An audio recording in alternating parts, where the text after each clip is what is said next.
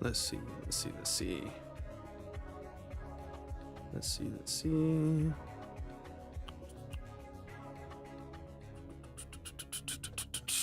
Check 1 2.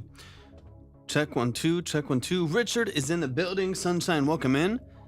Let me just make sure this connects. Give me like 20 seconds, y'all. We are updating a few things, and then we will be up and running. All first, welcome in as well. I appreciate y'all being here. If y'all are coming in over on TikTok, make sure y'all tap the screen. Tap the screen. Tap the screen. Gamma Delta's in the building. Let's see. A couple more seconds here.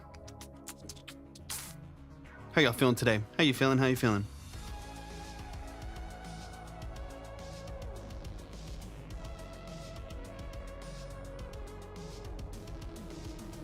Let's see. 1 second, y'all.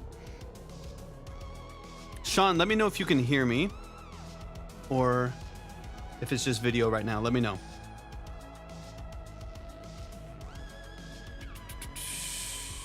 Let's see.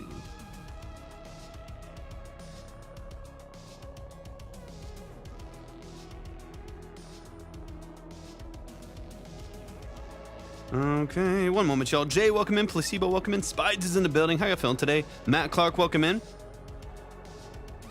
Okay.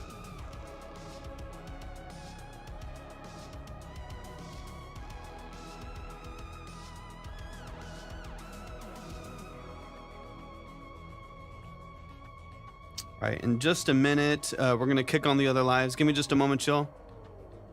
I had to reset a bunch of things. Whispering Saints, welcome in.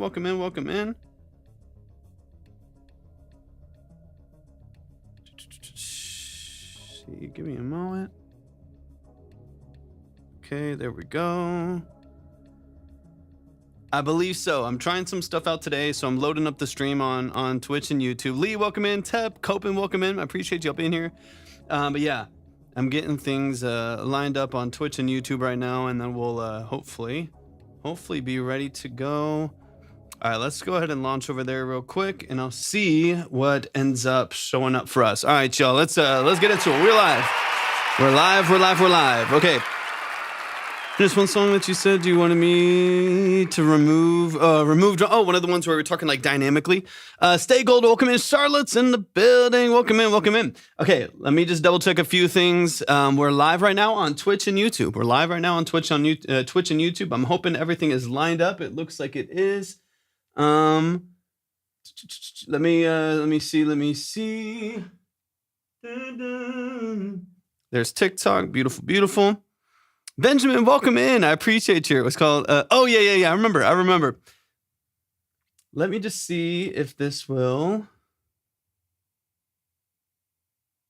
I don't know if it wants to connect over here. Give me a second. Let's see. So TikTok's coming through. Let's see. TikTok's coming through. Beautiful. Give me a second, y'all. I'm lining some things up. I'm getting some things updated, so give me just a moment. If y'all are wanting to, we literally just hopped on. I've been on for 2 minutes, just checking things out. I'm testing some things, so I don't know how long today will be. We'll be on for a minute, and we're gonna listen to some music, 100%.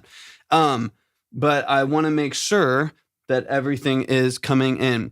Can a few people just really quickly hop over to either YouTube or Twitch that we're live on right now, and just drop something in the chat? I just want to see if everything is coming through, specifically in the on-screen chat over there. Let me see.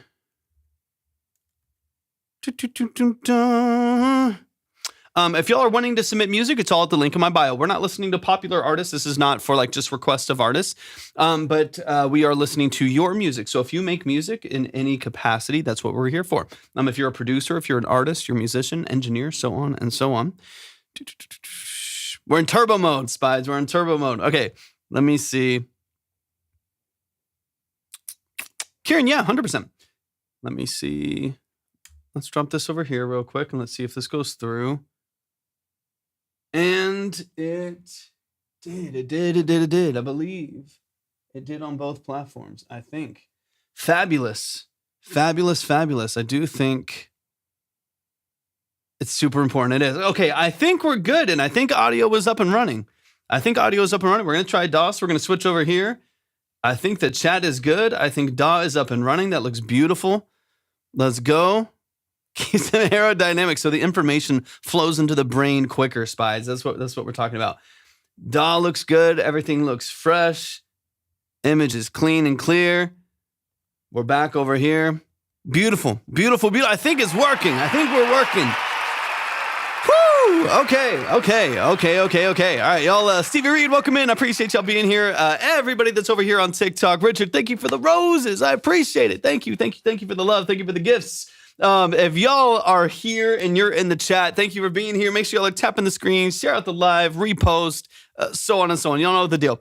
Make sure y'all are, tapping the screen, sending your harmony for the day. It does really help out the stream. If y'all are coming in for the first time, let me know where you're joining from. If you make music, talk to me about the music that you make. We're up and running so now we do officially have the full stream back over on Twitch and YouTube. So what that means is on those platforms in the future, if you're ever on them, on those platforms, of course, you'll be able to see more of what we're doing. I'll be throwing up Pro Tools for y'all. I'll be able to show other angles here in the studio when I get my other camera set up. I'll be able to show your music videos and your lyric videos, so on and so on. You'll be able to also see the chats now on the screen from every different platform. So if you happen to go over to YouTube or Twitch, you'll be able to see the chat from TikTok, YouTube, and Twitch all on the screen if you want to, just in case. That helps so you can kind of see, like when I'm like talking to one platform and you can't see it anywhere, that's what we're talking about. Started making covers for TikTok now. Let's go, Tepno. I love that, man. I love it. I just got my melody roasted on a music review stream, so I'm going to specifically ask for issues with my melody, if that's okay. Dude, of course, Anima, 100%. Okay. I think, and y'all just, again, keep me updated. Y'all have no idea how many hours and hours and hours I spend updating stream stuff throughout the week. Just updates, compatibility issues. I'll update OBS, but then it's incompatible with, the computer all of a sudden. So I update the computer and then it's incompatible with Pro Tools and all the plugins. It's just a nightmare. So I do think, M4 Live, welcome in. I appreciate you being here. It's a nightmare sometimes, but I do think it's all set up. The M4 Live, thank you so much for the follow. I appreciate that a lot. 100%. Yeah, 100%. We get all genres here. Okay, sounds good, Richard. What webcam do you use? I don't have one plugged in right now. So the camera that I'm using right now is like an old cinema camera. It's a Canon C100 Mark II. Vase, welcome in. I appreciate you tapping in. Appreciate you being here. It's a Canon C100 What is it? Yeah, Canon C100 Mark II. I do have this. Hold on. I do have this. It's cheap and basic, but I'll probably... Yeah, I like it. I have this too that I'll probably be used. I'll most likely have like 2 or 3 different angles here. So I'll have this one, and then I also have a Sony ZV-1. The Sony ZV-1, I just need to get a dummy battery for it so I can go longer than like 30 minutes without it overheating, and make sure it's not trying to do other stuff. But the Sony ZV-1 is good. I'm going to see if I can't get that as a secondary camera for once I get the drums set up and once I have the synth wall set up more where it's supposed to be. M4, if you want to submit, if you're on Twitch, type !submit, !submit, and the link will pop up for you. Sean is in the building. What if you still have my submission for last week, Chandler Brothers? Yeah, let me double check. What it was in the free line or the consultation line? Let me know, Sean. I got you. I want to start my own festival at some time. That'd be sick. Just do it. Start inviting people over for some fun music. Start doing some backyard stuff. Do some park stuff. Talk to the city. See if they want to put on small events. Get some vendors out there where they can, you can get some like almost like market stuff going on, and then set up a DJ booth. Like you could have some fun stuff going on. And then find some local artists, some close cities around you, so on and so on. Tep, it's messing me up, man. It's messing me up. Nate's in the building. What's up, Nate? Kavinsky is probably one of my favorite producers in the world. I mean, everyone asks me all the time, like almost every single live stream. People are like, what are some of your favorite artists and favorite producers? And it's always, it's a lot of the same thing. Mike Dean, Kavinsky, Depeche Mode, Tears for Fears, Time Comp 1983, whatever. Jelly, what's up? And it's always in that mix. Renegade is fantastic. Yeah, Drive is nuts. Renegade's fantastic. Obviously, Nightcall being one of the most, most common, most popular ones. But yeah, it's messing me up, man. It's messing me up. It's crazy. It's crazy. Thank y'all so much for tapping in. I appreciate you being here. Buffalo, New York in the building. Welcome in. Yeah, you gotta resubmit, Sean. You gotta resubmit it. I can't hold in the free line, otherwise it gets too crazy. I would have probably a couple thousand people listed in the free line, and y'all would never get hurt. So I have to clear the free line every day. If y'all want to submit, of course, just tapping over into that line, you'll be ready to go. Richard, I got you. I appreciate you so much. We're gonna get into the music here in just a moment. Thank you for the follow, Jelly. I appreciate that a lot. But then keep me updated, Sean. I see you over on YouTube, and I think it is. Wait, so YouTube doesn't look like it's coming through. Let's see. Vadis, thanks for tapping in. Mikkel, thanks for the follow as well. I appreciate y'all. Okay, I'm going to double check something really quick because I'm just trying to make sure that all my chats are going through and I'm seeing everything that I need here. So give me just one moment. Again, testing a lot of things today. And we're going to get it all figured out. Let's get this pulled up here. So YouTube, let's try this. Sign in. Let's see. Y'all keep tapping the screen. We're going to get rolling here in a second. I'm testing a couple new features on the other live stream here and just making sure I can see everything and that y'all can see everything. But let's see. Sign in. Let's go here. Let's see. Something about you.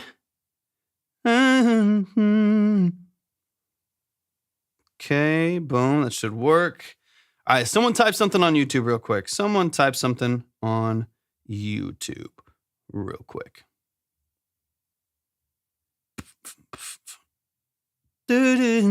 What's up, Jenna? Welcome in.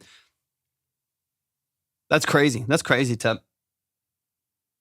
Welcome in, Jenna. Hope you're doing amazing. Ozzy, welcome in. I appreciate you joining the stream. Okay. Let's see.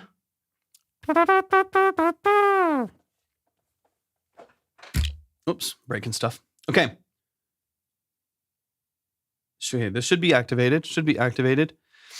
Someone on YouTube type something real quick for me. I got to test something here. I'm doing pretty good, Jenna. I've been updating a bunch of tech stuff, which is always fun. Shane, good to see you. Tech has been the downfall of this whole last week for me. Whole last week has been nothing but dealing with tech stuff. I'm also redoing everything here in the studio and rerouting, rewiring everything. So all my equipment is like not plugged in and not doing everything right now. So it's a little crazy in here. It's a little messy and it's a little wild. But it's been good, all things considered. Kif, thank you so much for the TikToks. I appreciate that so much. Thank y'all for joining the stream. Y'all keep tapping the screen. I need someone on YouTube real quick. To type something so I can just test that this is working, that it's all coming through. And once we do that, we will get into the music. There's Sean in the building. Let's go. Okay, it's working. Everything's working. Everything is working. That makes me so happy. It makes me so happy. Avery, welcome in. If you want to submit it, at the link in my bio. Nothing moving around and wondering whether we can broke. No, literally, it's crazy. Like right now, I have right on the other side of this wall, right here, on this back wall behind my speakers, right on the other side of this wall. Shane, I see you too. Beautiful. It's all coming through. Y'all can see the whole chat. That's beautiful. I love it. It makes me happy. And if I switch over here, you can still see the chat, but you can also see Pro Tools. And I switch back and it all looks pretty. I love it. Anyways, on the other side of this wall is half of a dining room of boxes of stuff. I've got to figure out what I'm doing with. I'm getting it's a new desk setup that I'm kind of putting together, and I'll make videos on it and stuff like that. What's up, Ty? Good to see you. So the new desk situation, some new gear, new bunch of random stuff coming in. New drums, new cymbals, new random things all over the place. Cables, snakes. It's wild. So on the other side of the wall is just absolute chaos. And so I have this like trimmed down to just like my interface, and I'm trying to still get some work done. And all while like the stream wasn't working the last couple of days. Just trying to figure that out, trying to get all that set up. It's been insane over here. It's been insane. 59 so we can play Power World. Dude, it'd be so fun. It'd be so fun. If you have to move to Virginia and open a school of rock with me, man, if I would love to, the first part of that I would love. First and last part of that, I just don't know about Virginia. I've been once or twice. It was actually very nice. If we move, I'll say this, when we move, well, we're either getting out of here completely or we're going north. We're going north. I'm doing the same thing right now, working on my recording area. It's a mess. Yeah, it's crazy in here, man. So at the same time, this is the chaos right now. At the same time as redoing all of the gear and wiring and routing and racks and stuff like that here in the studio. At the same time of that, I went to my parents and what's up, Capricorn? Welcome in. I went to my parents and my dad's like, hey, I think we actually still have all of your old audio equipment when you were first like learning production and stuff like that. And I was like, dude, there's no way. So he went back into the like old stores they had in this huge shed. And he still has everything. And he's like, do you want it? Like, we're literally not doing anything with this. I was like, hell yeah. I think it might all be broken and it might all have like, like wasp nests in it and stuff like that. But on the other side of the room now, I've got brand new stuff all over here. And on the other side of the room over here, I have all of my old audio equipment, or at least a chunk of it, the stuff that I didn't, sell or pawn off earlier.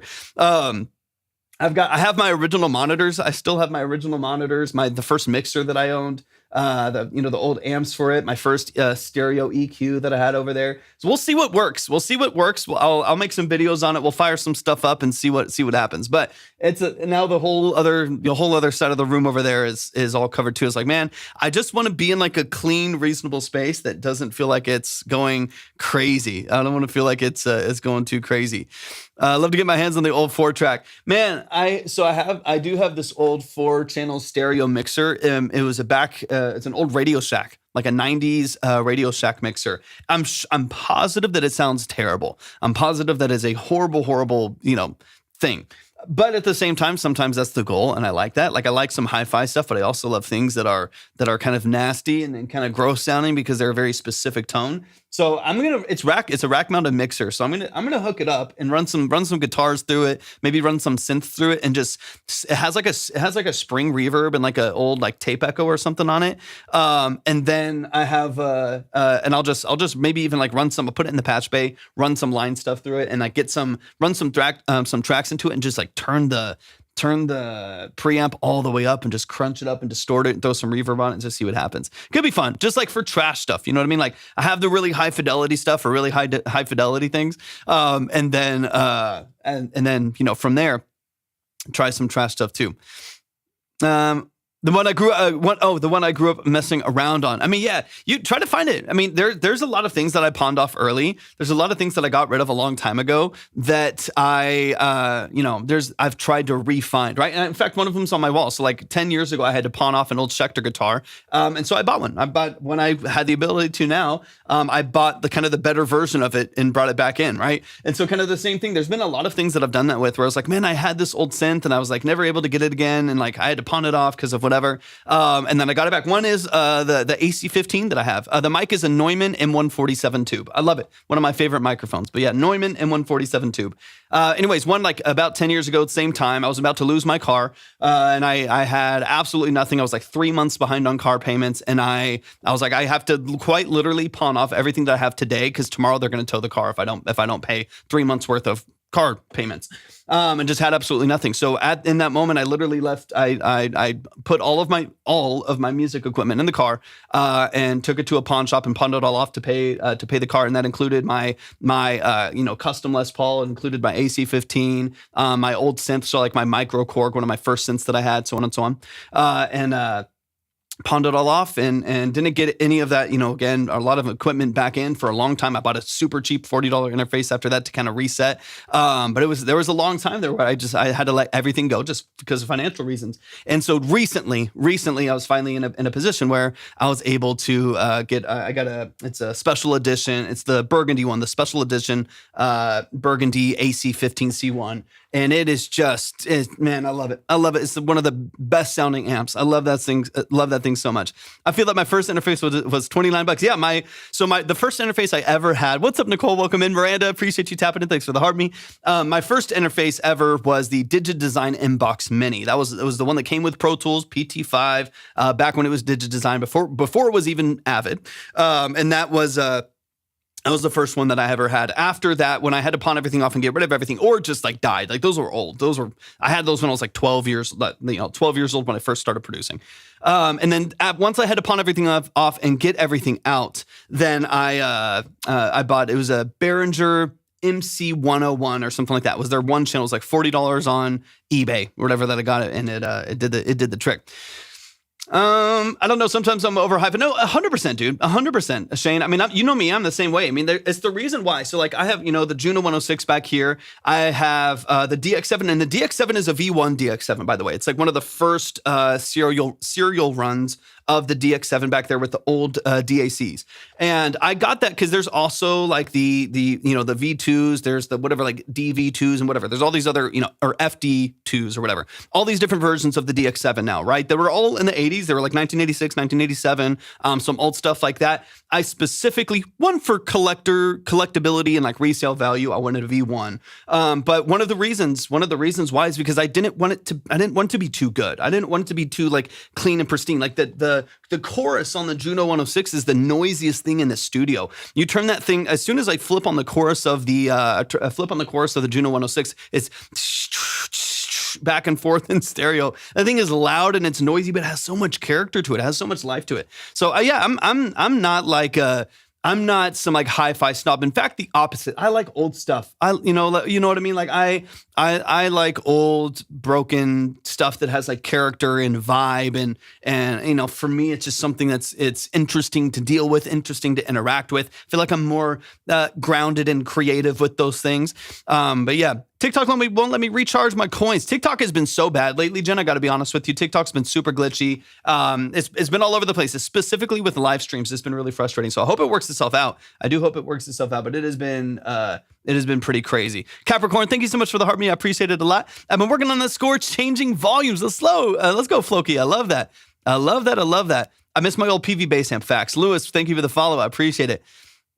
Let's go. And Richard, thank you for the money gun. Thank you for the money gun, man. I appreciate you so much, man. Thank you for the love. I love popping in during a gear nerd out. Let's freaking go. Let's go, Miranda. 100%. I like to rant on the gear. Just got a new Keys Amp 2 Motion Sound KP200 Ooh. The Motion KP200. Are those the kind of weird ones? Are those look kind of weird? Like I'm trying to think. It's like has some like spark to it. Isn't that kind of the one of those like kind of it's like a wedge, right? It's kind of a weird looking one. Would you get a mono machine? I'd love to have one of those for very bounces. I'm not super familiar with the mono machine. Talk to me about that. My old LA2A is also noisy. I mean, yeah, everything in here. That's the thing is like you don't realize especially when you do have some analog gear. And I don't even have a ton. I don't have a ton of analog gear. I have a fair amount. For a single production studio, but I don't have 15 racks on the walls that are, 80U, large, but I have a fair amount of rack gear. But even with the amount that I have, it is hot. it's very hot. I got the AC on, I got the fan on, and it's hot over here. What mic are you using? This is a Neumann M147 tube. Yeah, Nicole, I know what you're talking about. We getting started on synths. We haven't talked about synths yet. Well, actually we did. That's wrong. TLM 103. No, it's a Neumann M147 tube. I do have a TLM 102, but I don't like it. I'm probably gonna sell it. I've had it for like 9 years, and it's not my favorite mic. It's like okay, sound nice, Capricorn. That's great. If you live close to Lucio Bar, dude, that'd be amazing. Tep's got some goat mics. Tep's got the real deal. That's annoying, Jenna. That's annoying. Let me hop over here for a second. I remember selling one of my guitars for gas money. Dude, I mean, yeah, 100%, man. So many different times. I'd make you try the Chandler Red tube that I have. Are you talking about the 47 preamp, Tep? Are you talking about the 47 preamp? I almost got that. Or if you're talking about the tube microphone, then of course. But I have a Neve 1073 SPX, and I was going back and forth between getting the red microphone. Those are great, dude. Those are great. I have a. Yeah, it happens, Floki. It's all lives right now, man. It just happens, especially during the day. I'm a part of a ton of different lives, and a lot of them are having issues. But I was going back and forth between the 1073 and the Chandler Tube 47, the limited preamp. But I wanted the EQ. That was one of the things. Was like, well, if I want to like plug in a guitar or a bass, and I want a solid, transform, I want a solid preamp, but I also want to be able to utilize like a parametric EQ or something like that. Then the 1073 just offers more value for two, and also the Chandlers are like another even used, they're about like another $800 more expensive. Like the SPXs are about $2,000 now. And then the Chandler is even used is like $2,800, $2,700, something like that. So I didn't use the Aurora preamp, which is a 1073 effects. Yeah. I don't want to go on the preamp. That's annoying. It's annoying. Let me see. No, deep dives are not closed. They're wide open. Let me see. Because it starts at 10. How do you get the live consultation again? What tier is that? Yeah, it starts at 10.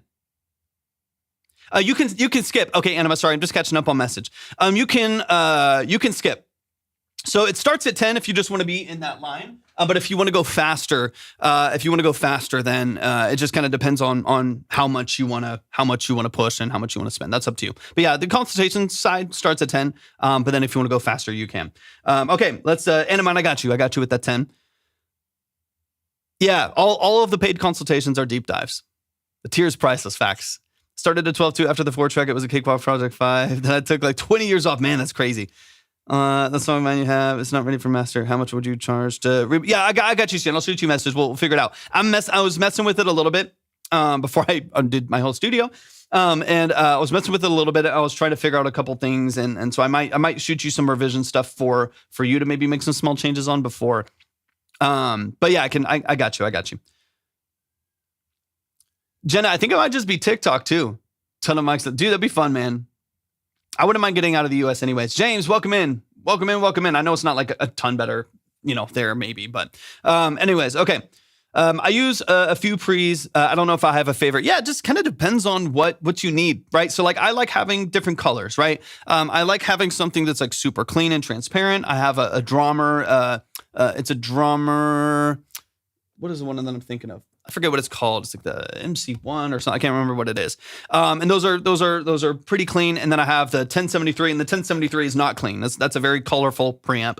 Obviously transformer push. So you're going to get a little bit of color from that. And then I have the voice channel, which is a tube preamp with EQ and compression and stuff like that. That it obviously has a lot of color too. So for me, it just comes down to like having different colors. What's up, Once Lost? Welcome in. Having different colors, different textures, different shades, of sound, so that you can decide what you want. Like even on the voice channel, sometimes I'll go like instrument in, and there's a high gain mode. So you can go high gain mode, crank the tube in there on the input, and just absolutely, crush the signal right there, compress it nice and tight. You can gate it right there as well, EQ it. It's actually a pretty good like guitar preamp as well. I can almost use it as like almost like a tube guitar head, but direct, straight into the DAW. So there's like a lot that you can do if you just have a couple different shades. You have a couple different ways of looking at your audio.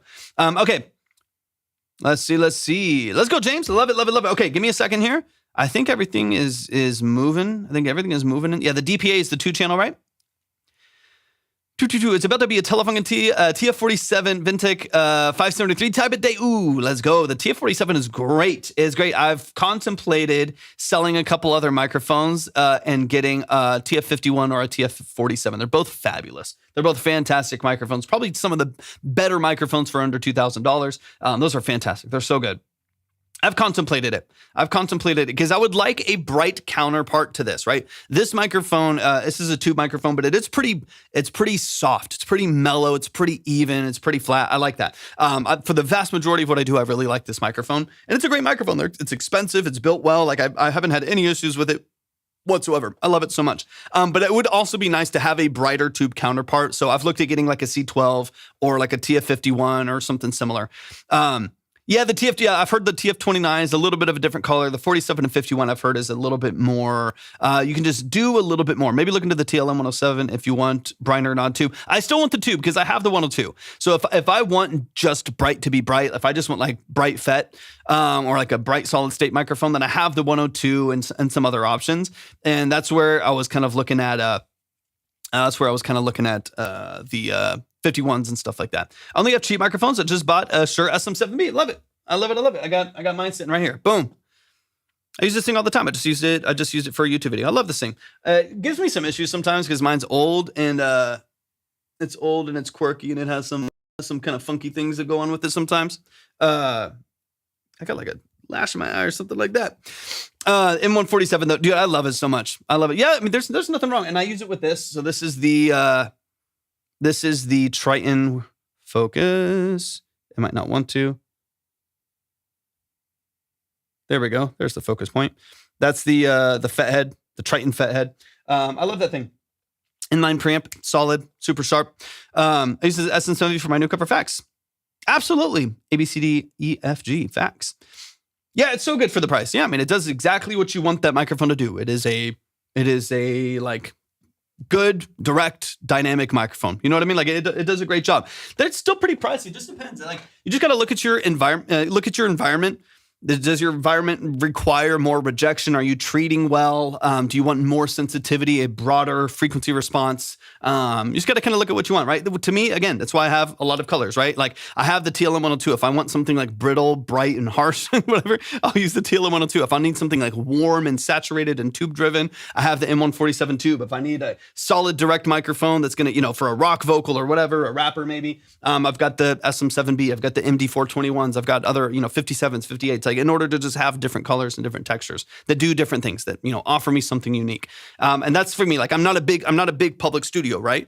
And so since I'm not a big public studio, I just get what makes sense for me. So I don't have 8 different tube microphones. I don't have, 50 of these other microphones because I'm the only one using them here custom for work here in my studio. So that's, I think it really comes down to you utilizing what you think is going to be the best thing for you. Okay, we've got to get into some music. Dejected, I see you. I appreciate you. Thank you so much. Anima, I see you. I appreciate you. Let's get into it. Let's get into some music. Quick spiel before we dive in, y'all. Quick spiel before we dive in. Yeah. 100%, Ted. I mean, they do the job. All right, let me just double check some things real quick. I do think that everything is working, which is fabulous. I love it. All right. I'm just down in Houston, USA. Right? Yeah, once I get the studio up and running, I can. If it makes sense, it's just got to make sense, right? I have to just be really strategic with my time, right? So I've got to put my time and energy where it makes the most sense, from a business standpoint, from a time standpoint, so on and so on. So I can absolutely, once I'm done setting this up, or resetting this up for like the 5th time, I can absolutely take in people. I can definitely bring some people into the studio. I just don't a ton, just because most of the work that I do is just remote. Most of the work is just people send me the files in there. But if you're wanting to like track in a space, you can. You definitely can. I just got to get everything. I got to get everything hooked up in here again and everything set up again. But yeah, you can record through a solid chain here. Or if the main thing that you're looking for is like a vocal producer and a tracking engineer, then yeah, 100%. All right, let me do my quick spiel here before we get into the music, y'all, and then we will dive in. Thank you, Tom. I know 100%. Please. This is my introduction to that space. I appreciate y'all tapping in today. Thank y'all so much for joining. If you've never been here before, welcome to Track Talk officially. We've been talking for 30 minutes already, but welcome to Track Talk officially. On all the different platforms, we are on Twitch, we're on YouTube, and we are on TikTok. If you want the full stream, you can see it over there as well and see all the chats. But thank y'all for joining. I appreciate y'all being here. Thanks for joining the stream. If you've never been here before, we have 2 lanes. Mason, thanks for the follow. We got 2 lanes. We have a free line. That free line is up to 2 minutes of your song and a quick note. Once again, free line, up to 2 minutes of your song and a quick note at the end. We'll talk about song structure and just a quick note on the mix or something like that. If you want to get into the consultation side, that is the paid side. The consultations are 20 to 30 minute, multiple listen, deep dive consultations on the structure of your music. Those are not quick reviews. There's no trash or pass. There's no ratings. There's no polls. Those are 20 to 30 minute, multiple listen breakdowns where we get into your mix and master, production elements, sound design choices, lyrics and song formatting. We're going to dive into the details and the nuances of what you are doing both creatively and practically within the structure of your music. They're long. We're going to really hopefully offer you some specific and actionable feedback on what you're doing in your music. But again, those are not quick. Those are fast. Or they're not quick. They're fast. Whatever. I can't talk. ADHD. They're not quick. They're long and they're very, very detailed. If for those of you who have never been here before, my name is Torvik. I'm a full-time audio engineer, producer, and session musician. I've been doing that for a living for the last 14 plus years. I'm also a classically trained pianist. So that is the kind of structure and the perspective of the live stream. I'm not here to roast you. I'm not here to trash you. I'm not here to tear you down. We're here to offer some specific feedback and hopefully give you all some tools.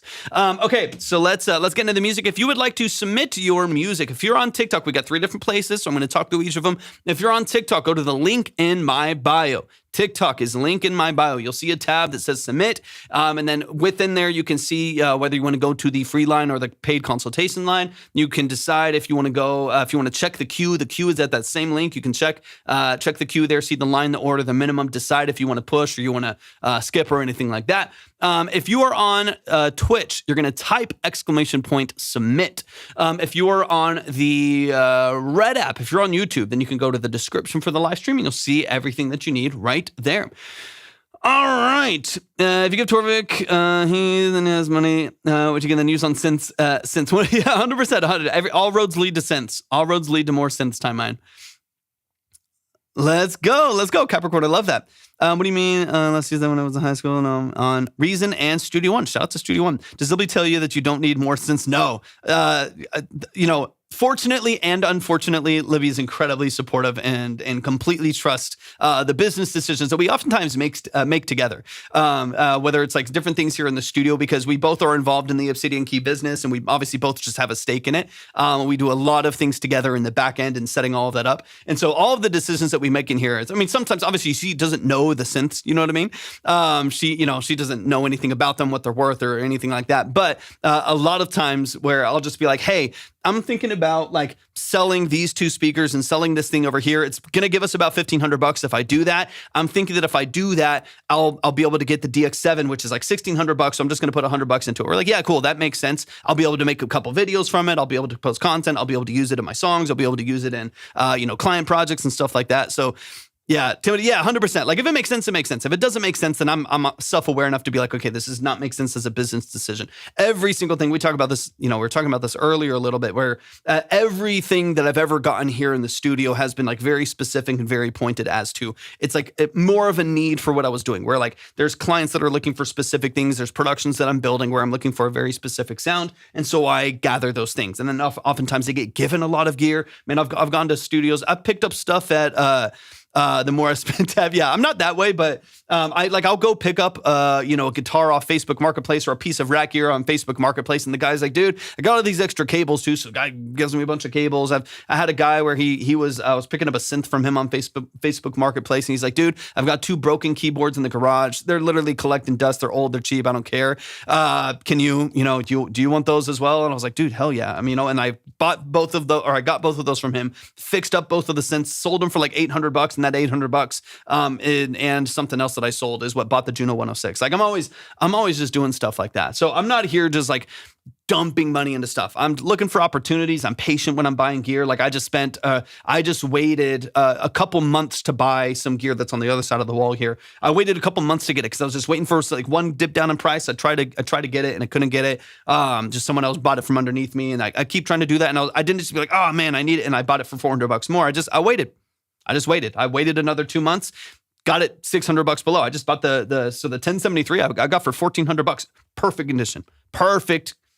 Just like out of the box condition, original box, everything. $1,400.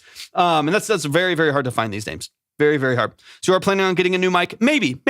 If I sell the 102 and maybe a couple other things, I don't need it. This is great. It does the job. Yeah, the TF51. If I get a new mic, I'm probably going to get a C12. If I get a new mic, I'll probably musicians. Yeah, 100%. Wetzel. I love it. It makes me so happy. I love talking to musicians. I have some loud ones. I've looked at the Clarion. I've looked at the Eden as well. Their big tube microphone. Those are fantastic. Yeah, I've looked at. You know me.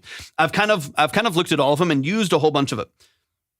Tep, that's the one I recommend for everyone. I've used that mic a whole bunch of times. I recommend it for everyone. They're like $600. That's the one I tell everyone to use. When anytime anyone asks me like, what mic should I get for $700? I always tell them the LA320. The LA320 is fantastic. I've used it a couple times. I recommend it to people all the time. It's great. It's great. I love it. But yeah, if I get another microphone, it'll be a high-end tube mic, a bright high-end tube mic. So if I get another microphone, it'll probably be one of a couple things. It'll either be a TF51, all not necessarily all in similar ranges, but it'll either be a 251, maybe a Lewitt 1040, or a C12, a C12 VR. Those are that's kind of the range that I'm looking at. I'm not eager. I don't need it. I don't need it right now. Everything that I have works well. But I always have, as with everything, as with like synths and stuff like that, I always have my eyes on stuff. So if I come across this C12, that's a good deal and it makes sense and it's doing, and everything is doing what I need, then I might pull the trigger on it. I like the Eden. Yeah, the Eden's fan. I know a lot of people that have it. They're fantastic. Chorus song right now. Is there a possible chance you could? Yeah, 100%, Fizzy. Absolutely. Everything's linked in my bio. Right, we're gonna dive into the music here in just 2 seconds. I'm catching up on a few things. Derek's in the building. What's up, Derek? I hope you're doing fabulous, man. Welcome in, Nico. 100%. Link in my bio. What do you think about the Shure SM7B? Boom, I got one right here. I love it. It's a great microphone. It's not special. Don't think that it is. It's not what Michael Jackson used. It's whatever. It's a fine microphone. It does the job. It is a hypercardioid dynamic microphone. If that's what you need, then it does that thing very well. It's not going to be very sensitive. It's not going to be bright and open and shimmery like maybe another like large diaphragm condenser is going to be. But it is. I've had this for, I don't know. I've had this for like 10 years. And it's great. It's great at what it does. I've used it on drums. I've used it on, I'll put it on, tom sometimes. I've used it on guitar cabs. I've used it on vocals, obviously. Does a good job. It's nothing special, but it works. Nico, thank you for the follow. I appreciate it. Okay, let's get into it. I think people get the SM7B thinking it's going to be something special. It's not. It doesn't sound good. It just is. It is a capturing mechanism. That's it. It doesn't you don't turn it on. You're like, oh yeah, dude, I got an SM7B. It's, It is a microphone. It is a capture device, and that's about it. There's other mics like you plug them in, and you're like, oh wow, this already sounds really good. The SM7B is not like that. You gotta do some work to it. Lewis, thank you for the rose. I appreciate it. Let's get into some music once again. Link in my bio if y'all want to submit. We're live on Twitch and YouTube as well. If you want to go to the full stream, then Twitch and YouTube is where it's up as well. Favorite Shure mic is a KSM44. I have heard great things about it. Yeah, Cloud Lifter is great. This is the FET head. This is the inline preamp that I use with it. FET head, Cloud Lifter. Clark Technic's got some. I have 4 Clark Technic little cheap ones too. But yeah, there's a lot of great options there. The SM7B is great for my own 100%. Yeah, exactly. That's what, I'll use this for rock vocals. I'll use this for just very specific, use cases. If there's an artist that just likes it or whatever it may be, if there's a specific tone that I'm looking for, then it's great. All right, Richard, let's get into it. We got music to listen to, so let's dive in. If you're on TikTok, keep tapping the screen. I'm not going to be on for very long today because we're already going later, trying to test everything out. But we are going to listen to a large handful of songs, so let's get straight into it. The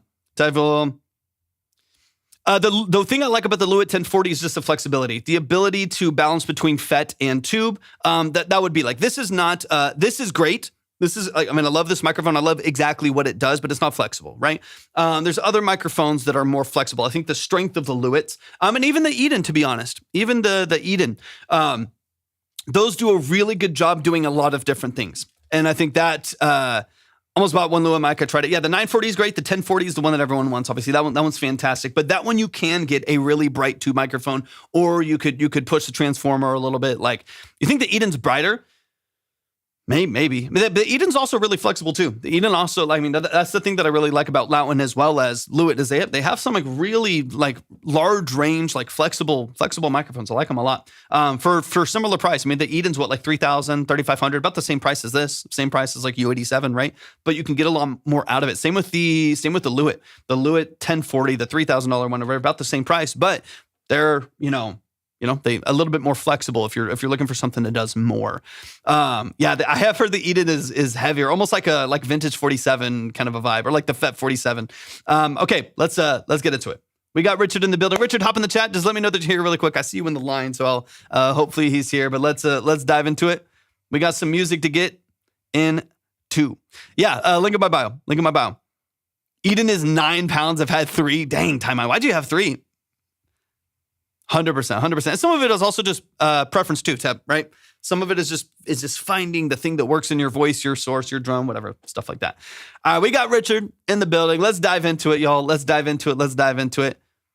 They kept breaking. Dang, yeah, you had a kind of a lemon batch there for a while. That's crazy because I have a couple of the LA 120s I use for those are small condensers, small diaphragm condensers, and those I use them for overheads on the drums. I've used them for stereo mic and guitars, whatever stuff like that. And man, they've been bulletproof. Man, I've taken them. I've moved 3 studios with them. They've gone through it. All right, Richard in the building. The file thing wasn't working for the submission, so I added the link. Okay, got you. This is an unreleased song that I finished yesterday. This is the first song I have done separate tracks for guitar and vocals. Ooh, okay. I beat on my guitar for bass notes and used rice in a bowl for background instrumentation. Let's go. I'm planning on releasing this ASAP. Let's get it, man. Let's get it. Once lost. You were in the free line or consultation line? And let me know the day so I can get it up there. Yeah, I feel that. I feel that.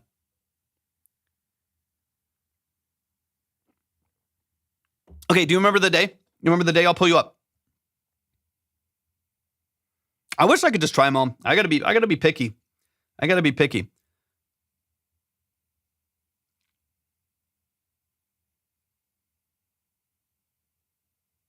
Yeah. Got you. Okay, let me see. Okay, submit to the free. Submit to the free. I got you. Submit to the free and then let me know when you do. All right, link in my bio, y'all. Link in my bio. Let's run it. This is Music is Medicine by Richard Taggart. Let's dive in. Yeah, no, just submit to the free. I got you, and I'll boost you. No worries. I've heard good things about the Pelusos. All right, Music is Medicine. Let's dive in. Thank you for the follow, y'all. I appreciate you so much. I appreciate it. Let me get this downloaded real quick. Let's dive in. It's not too crazy today. It's not too crazy once lost. If you got some time, I should be able to get to it, hopefully. We can put it in. I can always save it. Put it in. I can always save it if necessary. Come on, song. All right, here we go.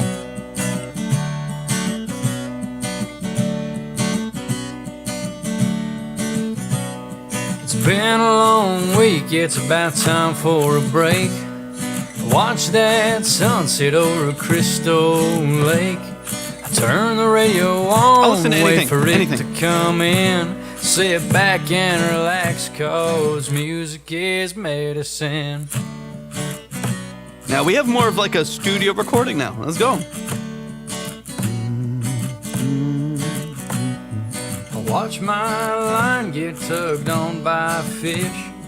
I set the hook and like that I lose it. Turn the knob up, let the words flow like wind. Sit back and relax, cause music is medicine.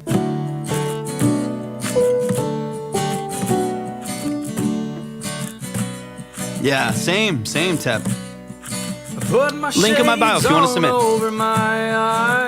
Yeah, I always love the voice. Feel the warmth of the fire all through the night. Reach in the cooler and into the eyes. No amount of mics will satisfy you, Tep. Cause music is medicine.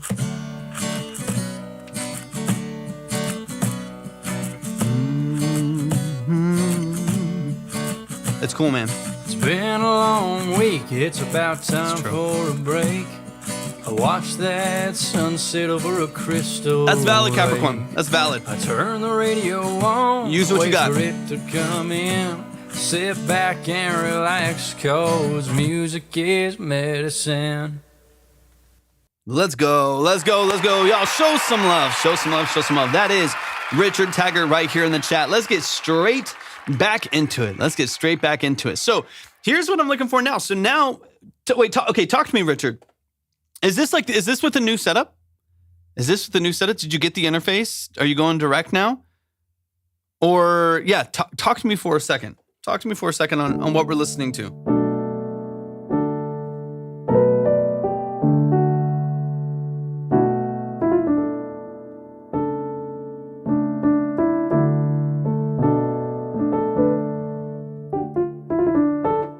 Same setup. Okay, let's get into it, man. Let's get into it. You're getting, great just punch and clarity out of the vocal. We've talked about that with the original mic a lot, before too. Let's run it from the top. Let's dive in. Always my goal with what you're doing is to still just keep things as natural and as easy and as organic as possible while still making it palatable. That's always the bridge we got to cross, right? It's like, how can we make this easy for people to listen to connect to put it in their playlist with a bunch of other stuff. But man, you've got such a good writing style, such a good way about phrasing. You have such a good voice. That's great, man. It's great. And if you wanted to, you said that you wrote this a long time ago and kept the 2 chords. I don't mind the 2 chords for the vast majority of it. I also think that there's potential where we could change progression for moments. Sometimes literally 1 chord happening over like 16 of the same progressions. 1 chord change one time in that 16 bars can be the difference of just shifting the energy for a moment, right? Just if you're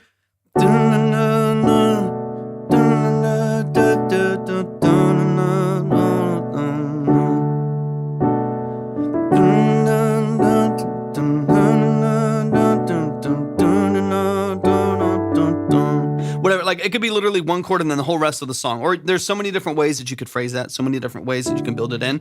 But keeping the same progression all the time is perfectly fine. But I would potentially recommend like one little moment where we like add in either like the G major or even like an A major to kind of bring us off of that note for a second and then get right back into it. Just to keep everything, still pretty rigid in its progression like you have it, but maybe branching out a couple times so it doesn't get monotonous. I don't mind consistency, but we got to be careful of monotony. That's going to be the tough part here. All right, let's run it from the top. Let's dive in, man. But such a good song. As always, always, always, always love your voice. It's so good. Benjamin, welcome in.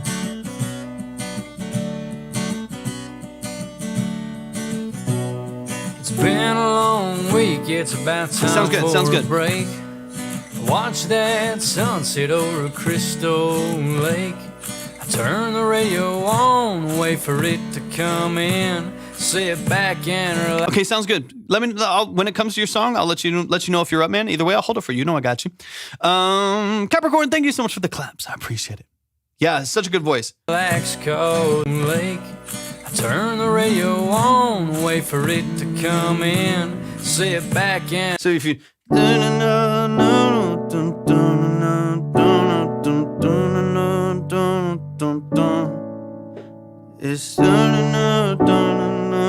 you go back into the same thing. You just like one time. You do the whole entire verse.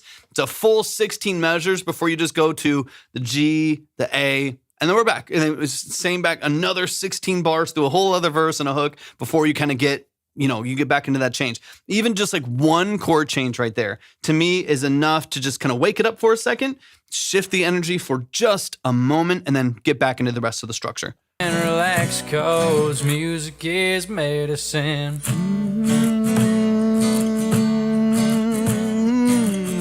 You know what would sound great? You don't have to do this. You know what would sound great on this would be a harmonica. A harmonica. I don't know how to play a harmonica, and I don't know if you do or if you know anyone that does. But like, music is medicine. On the interludes right here. Relax, cause music is medicine.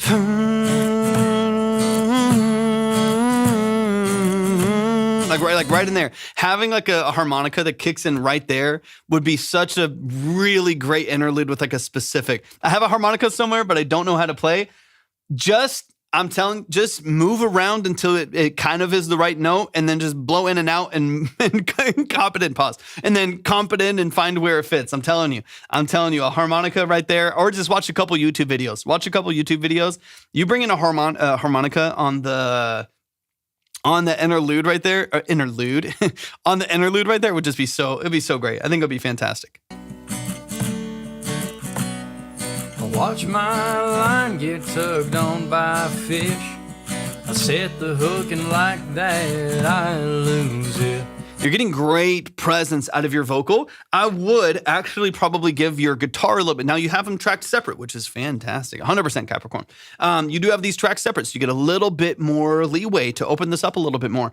I would love a little bit more low end on the guitar, because right now your vocal, actually, you're getting great presence out of it. Like there's a lot of great just body, great energy out of the vocal. I don't mind it one bit. On the guitar side, though, I think in contrast, feels a little bit thin, feels a little bit suppressed.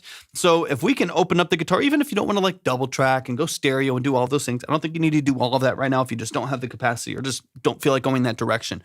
But I do think we can introduce a little bit more low end to support it a little bit better.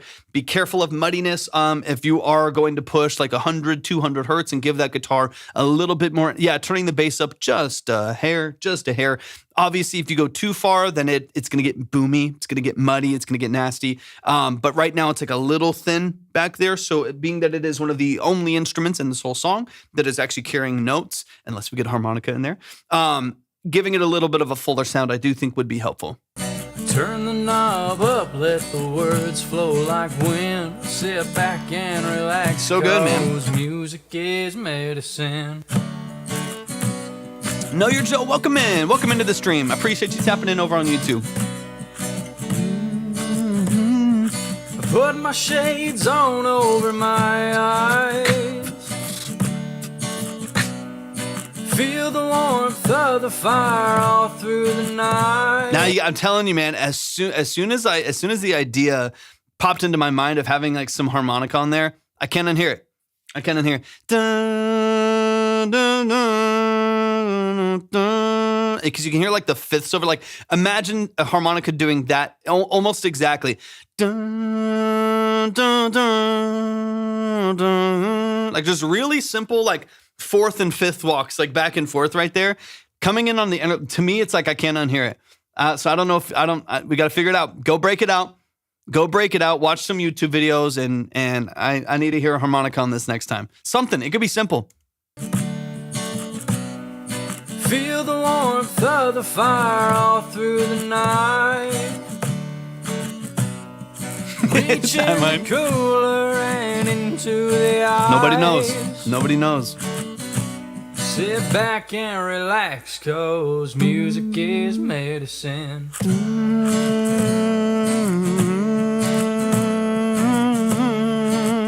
Just like right in there. And that's your that's like your new top line that comes in on the other side. You know what I mean? Hey, sounds good. Sounds good, Capricorn. Thank you so much for tapping in today, and I appreciate your generosity. That's your project for tonight. So I want you a little bit more energy behind the acoustic guitar. You already have great expression behind your vocal. It's got some good energy to it. But specifically on the guitar side, we can beef it up a little bit. We can open it up just a tad. And then I do just want like one thing to happen on the interlude to separate it from some of the other moments, right? To make sure it feels like it really does live in its own space. In a long week, it's about time for a break. Yeah, 100%. I watch that sunset over a crystal lake. I turn the radio on, wait for it. There's a couple lines in here where we're rushing a few lines vocally, a couple of the lyrics in there. I wouldn't mind if those were smoothed out. Turn the radio on. Right? It's just like there's a couple little lines in there that we have to, based on the phrasing of it, we have to rush it a little bit. And I think that's where we lose a little bit of steam right there, just because we have to like force that lyric in there. I think phrasing wise, we might be able to work on like clarifying that a little bit and maybe having a replacement for it in order to smooth that out a little bit here. Sit over a crystal lake. I turn the radio on, wait for it to come. At sunset over a crystal lake. I turn the radio on. Like you turn the radio on. Dun, dun, dun, dun, dun. If everything's here. Dun, dun, dun, dun, dun. Turn the radio on. Dun, dun, dun, dun, dun, dun, dun, dun, dun, dun, dun. Right? Even just like introducing the turn account early allows you to not have to do radio on. It forces you to not have to introduce that so quickly, right? Where it's kind of stepping on the toes of some of those other lines right there. Alpha Bay, welcome in. Side question, what mic and headphones are you using? Do you like them? And knowing what you know, would you get them again? A couple different, so all of the yes and yes and yes for all of the answers pretty much. So this is a Neumann M147 tube. It's like a hybrid tube microphone. They're about $3,500 new, but I am obsessed with that. I've had it for probably 4 years now, 4 years or so that I've had this microphone. It has never treated me wrong. It sounds amazing. I've used it on obviously many different vocals. I've used it on guitar cabs. I've used it for acoustic instrumentation. It's beautiful. I love it so much. One of my favorite microphones, especially in the realm of, higher end microphones. As far as the headphones are Focal Clear MGs. Same answer. I'm obsessed with them. I love them. I think they're the best sounding headphones you can buy. They're also wildly expensive, very, very, very expensive. But I think they're fabulous. When I first got these, I was on the road a lot, so I was moving around a ton. I was traveling a ton. And so I got these so that I can consistently mix and master and do productions on the road, so on and so on. And make sure that they were, very, very accurate, very consistent. I like being able to be in a very consistent environment as far as, mixing and referencing and stuff like that. So these Focals, they're fantastic. I would 100% buy if either of these broke or whatever. The mic, easier to find some other options and stuff like that. But these headphones, if something happened with them, I would fix them. I would probably send them to Focal and fix them for a couple $100.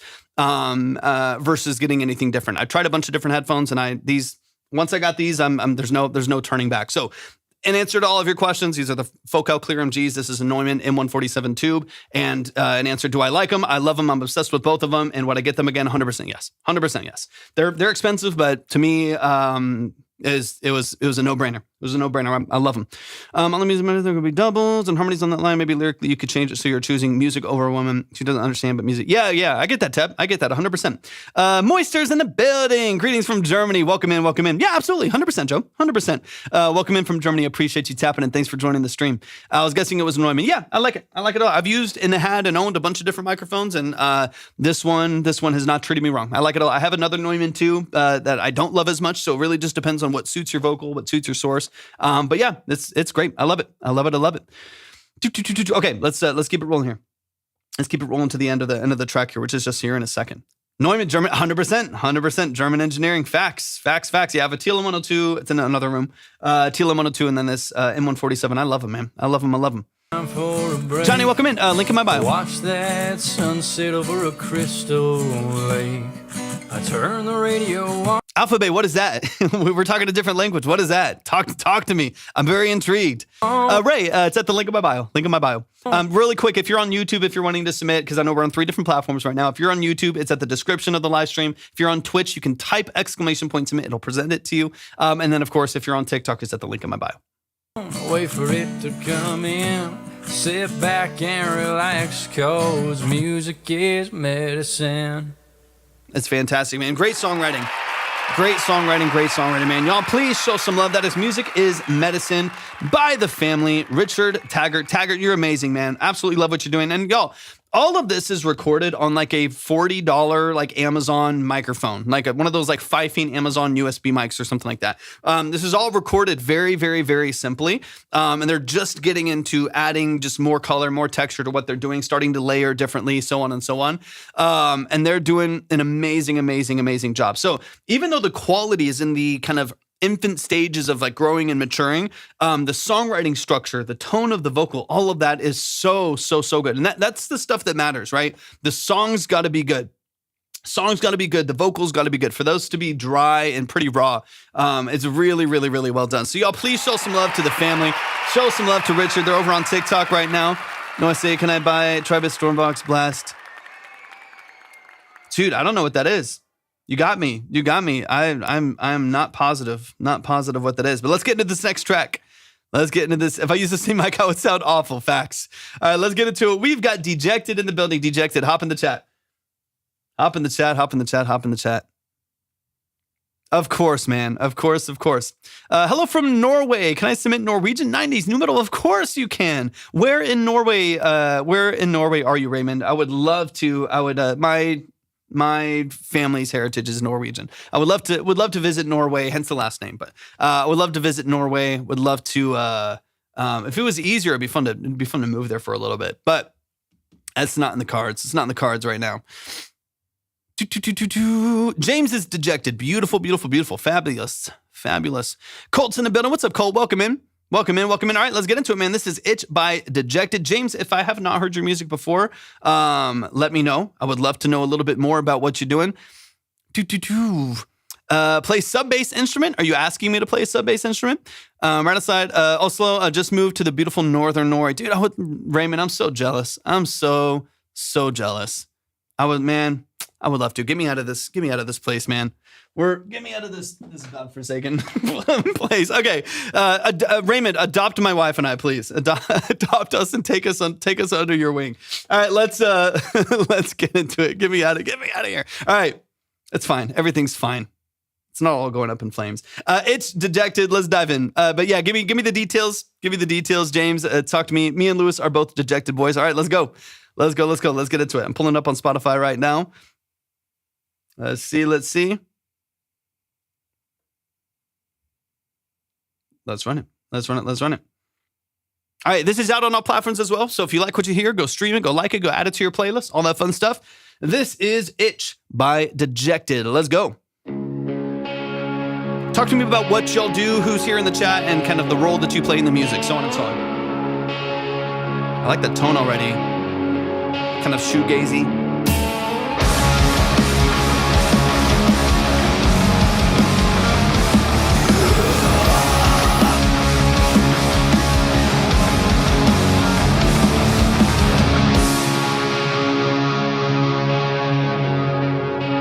Great tone.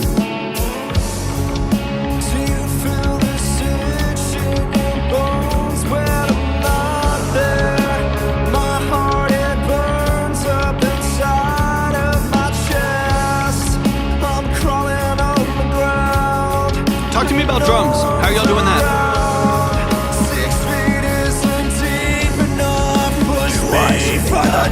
There it is.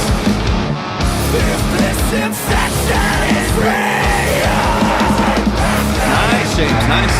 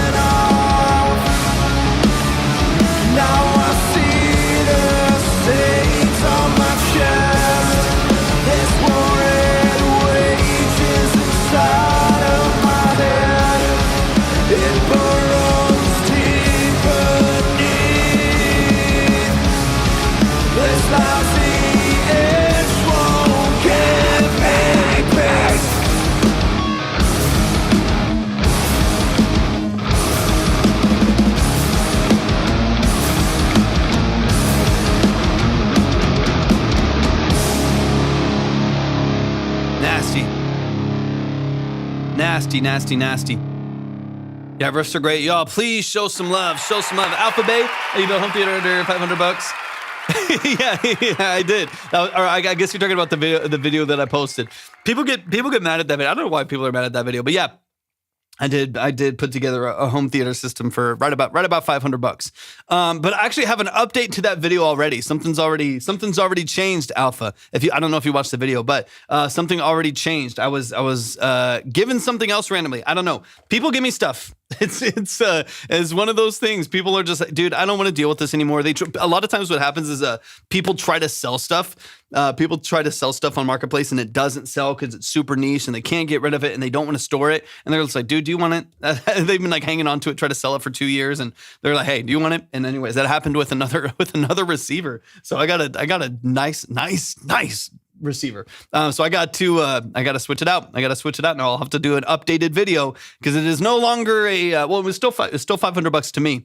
It was still $500 to me, but technically now this setup is worth a couple grand now just because this receiver is killer.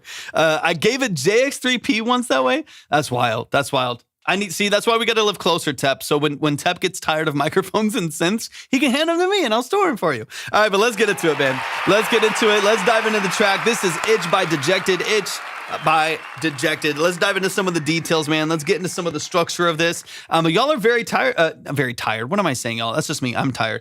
Very talented. Good musicianship, good structure, good dynamics. I want to talk about a couple clarity things in the mix here where I really do want it to be loud. I do want it to be heavy. I want it to be distorted, and I want it to have some level of wall of sound noise. Like I want all of that happening.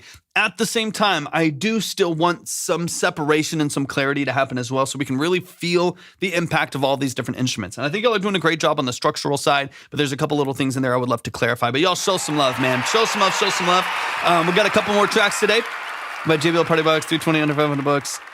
Yeah, those JBL. I have a couple. They're smaller than the JBLs, but they're very similar. I have two of them in the garage that I use if we're going camping or something like that, and they work well. They're not nowhere near the level of accurate imaging compared to like a full theater setup. Just not even close.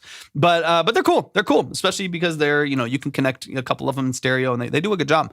But let's get into it. Johnny G, thank you for the follow. I appreciate it. Just really quick, y'all, for those of you who are just coming in as we're getting into these first couple songs here. Thank you for the heart, me, Lewis. I appreciate it. If you're just coming in, there's two lanes that y'all can submit into. One is the free line. The free line is up to 2 minutes of your song and then a quick listen, right? Up to 2 minutes of the song and then a quick listen. What we're doing now and what we did with the last song, what we'll do for the next couple songs here are the consultation side. So the consultation side is the super long deep dive. Those are 20 to 30 minutes per song where we're going to listen to your track for 20 to 30 minutes, go back through it 2 or 3 different times to really dive into the details of your mix, production, sound design choices, lyric and song formatting, stuff like that. So just so y'all know, if y'all are wanting to submit, just make sure you know what lane you're in. There, the paid side are the deep dives, and then we have that free line for up to 2 minutes. But let's get into it. We got a couple more tracks we're going to get to today as well. And then hopefully tomorrow is a bit of a longer stream. That's what I'm aiming for. So if y'all got music lined up, definitely tap in tomorrow because we will hopefully open up the line for a bit longer than today. But let's get into it, man. Let's run it from the top. Let's dive in. But yeah, if you're on TikTok, everything's at the link in my bio. If you're on YouTube, it's at the description. On Twitch, type !submit, and it's right there in the chat.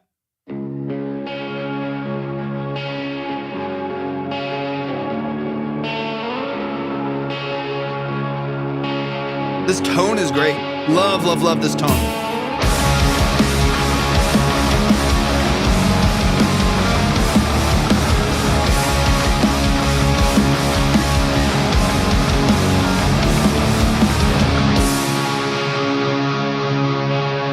Yeah.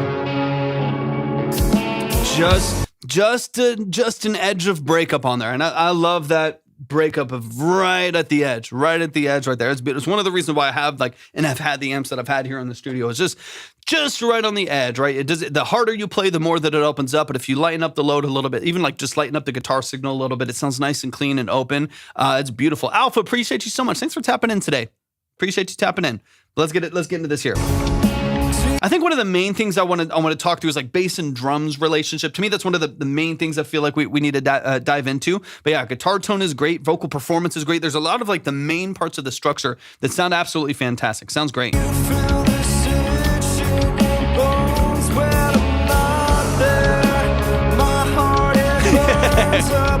Wait, you said UK based right now, right? So is it super?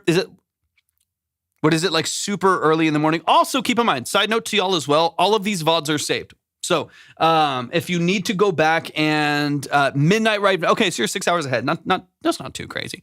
I was thinking it was early morning, 4 a.m. or something like that, but that's not too bad. Either way, all of these VODs are saved. So if you go to YouTube, which we're live on right now, you can always hang out there as well. If you go to YouTube, there is a playlist on my YouTube channel called Track Talk Livestream.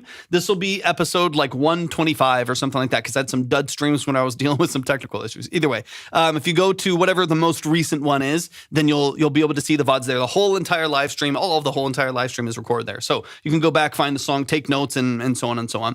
All right, in the land of Ern. Let's go. All right, it's welcome in as well. Out of my chest, I'm crawling on the ground, and no one's around.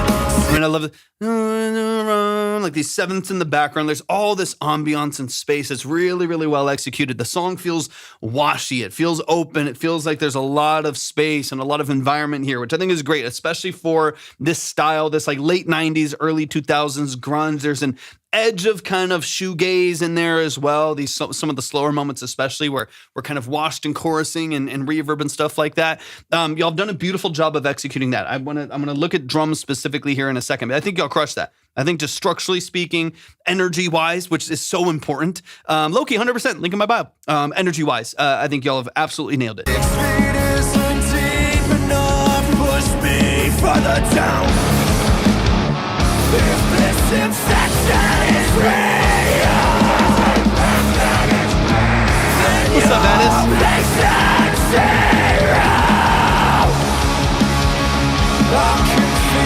Okay, so one of the things that I'm experiencing just listening to the song is a little bit of kind of high traffic in the middle of the mix. It's one of the very few things, because again, This is not a modern pop song. We're not trying to like mix this like Sabrina Carpenter. That's not, right? You know what I mean? This is not pristine, sterile pop, right? This is supposed to have some nuances to it, supposed to have a lot of energy to it. So I don't want this to be over sterilized in any sense. I still want some mud, to be honest with you. I still want some grunge. I want things to run into each other a little bit. That to me, wide open, Vadis. That to me is really important to this genre feeling authentic and feeling still really inspired. So when it comes to what we're listening to here, on the kind of guitar center channel, drum center channel, a little bit of what I'm hearing is just some crowdedness in there where they all kind of step on the toes of that vocal just a little bit, right? So once like the drums come in with the crashes, once the obviously high end of the bass, once we have the double track guitars in there,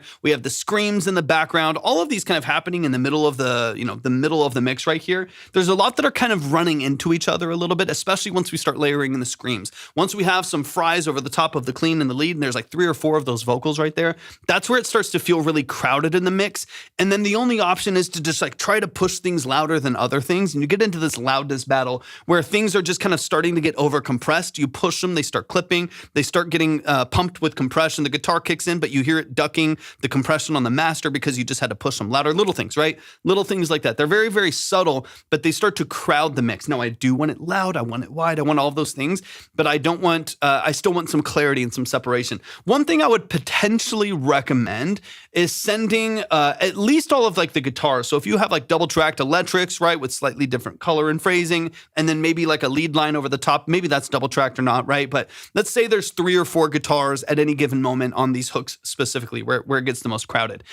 During these moments here, that's where I would probably send all of those guitars to a guitar bus and have some mid-side EQ going on over there that is carving some space center channel and reintroducing some of that space wide, right? That's one of the things that we're running into is this center channel right here gets crowded with the lead vocals. It gets crowded with some of these additional elements here, right? So what I would do is probably have background vocals where the screams are. So background vocals as well as all of the guitars going to their own buses. So BGV bus right here and a guitar bus right there, and then having mid-side. So on the mid-side, on probably both of these, on the mid-sides right here, I would just pull out probably where a lot of the fundamentals of the lead are. So let's say 600 to 1200 hertz-ish on both of these buses.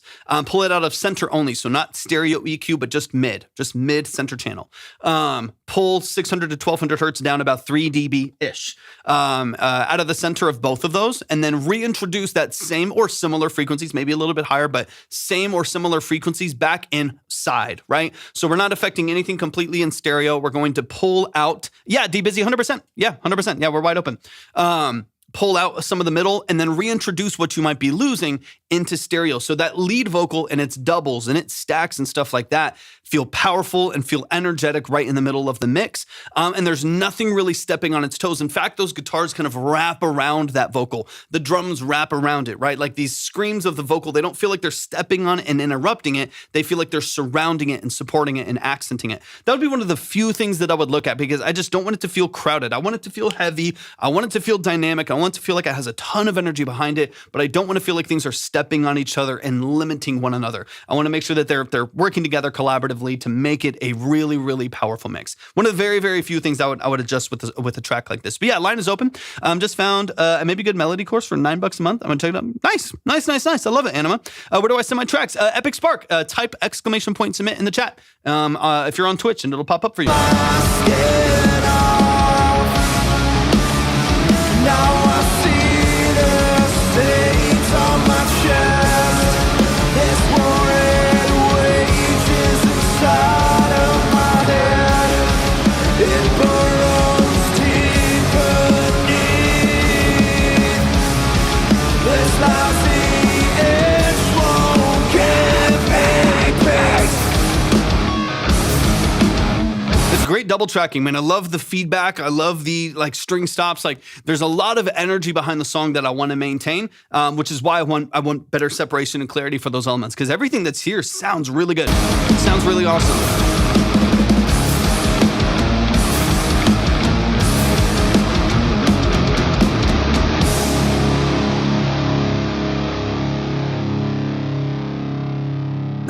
Let's go. Y'all show some love. Beautifully, beautifully done. That is Itch by Dejected. Y'all are obviously very talented. Good writing structure, good identifiable riffs, great tone on the guitar, great vocal technique. I mean, drums are solid. It's a solid pocket. Y'all are doing a great job in this space. You should be really proud of the work that you're putting into it. To me, it's just about creating separation. It's about making sure that in the midst of pursuing noisiness and heaviness and you know, a really loud sound, that we can still hear and distinguish what's going on, right? That way we still have clarity. We still have great support for the song. You know what I mean? But man, y'all show some love. Show some love. Show some love. That is Dejected. The song is called Itch. It is out on all platforms. So if you like what you hear, go stream it, go like it, go add it to your playlist, go follow on Spotify, follow here on social media, so on and so on. Shout out to Lewis as well. Appreciate you so much for tapping in. Y'all are awesome, man. Absolutely fantastic. Absolutely fantastic. Let's keep it rolling here. Let's keep it rolling, keep it rolling. We got Anima in the building. Mason, I got you as well. Thank you so much for sending that in. Yeah, y'all are. I can't wait to hear more from y'all. Y'all are fantastic. Really, really talented. Obviously, you know what you're doing, especially within the genre. Chase, welcome in. Good to see you. I hope you're doing fantastic today. We got Tokyo Morning by Anima Makes Music, who is over on YouTube. So if you are on the Red app, show yourself. Show yourself. Make yourself known. Anima, I see you in the chat. Let's run it. Let's run it. Anima, give me the details. Struggling with melody still. Haven't found a good course on it online yet. All right, let's get into it. This is a work in progress, by the way.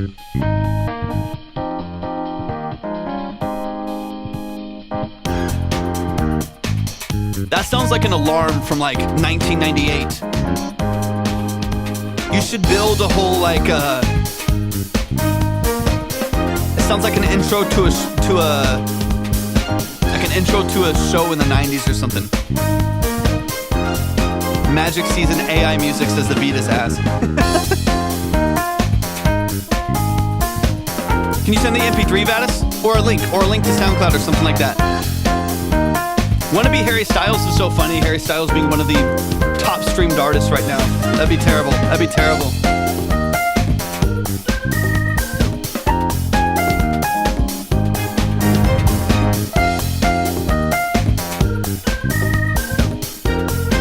Got you, D-Busy. I got you. All right, let's go. It's short and sweet. It's short and sweet. Drake EMSP. Let's go. All right, let's get into it. Let's run it from the top. This is short and sweet. These are early. Yeah, Spotify's fine. Yeah, 100%. Yeah. Anything's fine, Vadis. Yeah, whatever options they give you, 100%. Yeah, Spotify, YouTube, SoundCloud, MP3, Wave, Dropbox, Drive, whatever you got, we'll dive into it. But y'all show some up to Anima. Anima, let's get into it. Let's get into it. This is stuff that is like really good. This like, you know what this reminds me of? This reminds me of, there's like a marble game on the early like iMac G5s. I forget what it's called, but it was like some like marble game. I need it, dude. I need it because all I have is this. All I have is this time mind. It's all I got. I don't have a main reel. I only have a receiver for the TC355, wherever it is. I don't even know where that thing is. Oh, it's behind me. It's right over there. I don't even know what I'm gonna do. I don't have anything for you. It's just sitting there. But anyways, let's get into it. But it reminds me of like a game. It reminds me of like classic PC game music. You know what I mean? Like that's what it reminds me of. All right, let's get into it, man. Let's get into it. This is a minute long. It's short and sweet. So let's run it from the top.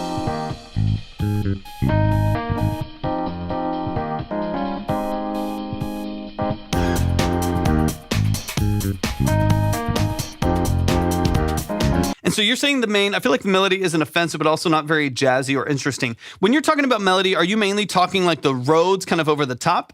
The old Tim machines, demonic stands and connections and sells them. I mean, yeah, so this one that I have, it's behind me over there. It works. It turns on. It functions. I haven't passed any audio through it, so I need to probably take it apart a little bit and open it up. I need to open it up, clean it out, blow it out, and oil it up a little bit and see kind of what's going on with it, because I do want to use it. I just haven't had the time. There's so many different things that I'm just working on constantly, but I do want to figure it out. Get a bug on the piano.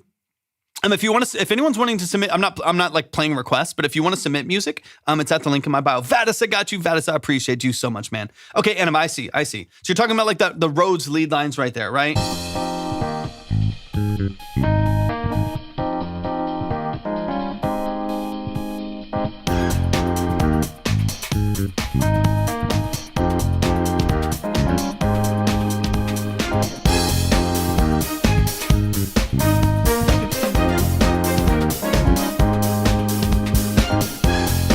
mean, the main progression here works fine, right? Like the main structure of it works fine. That main progression is doing what it's supposed to do.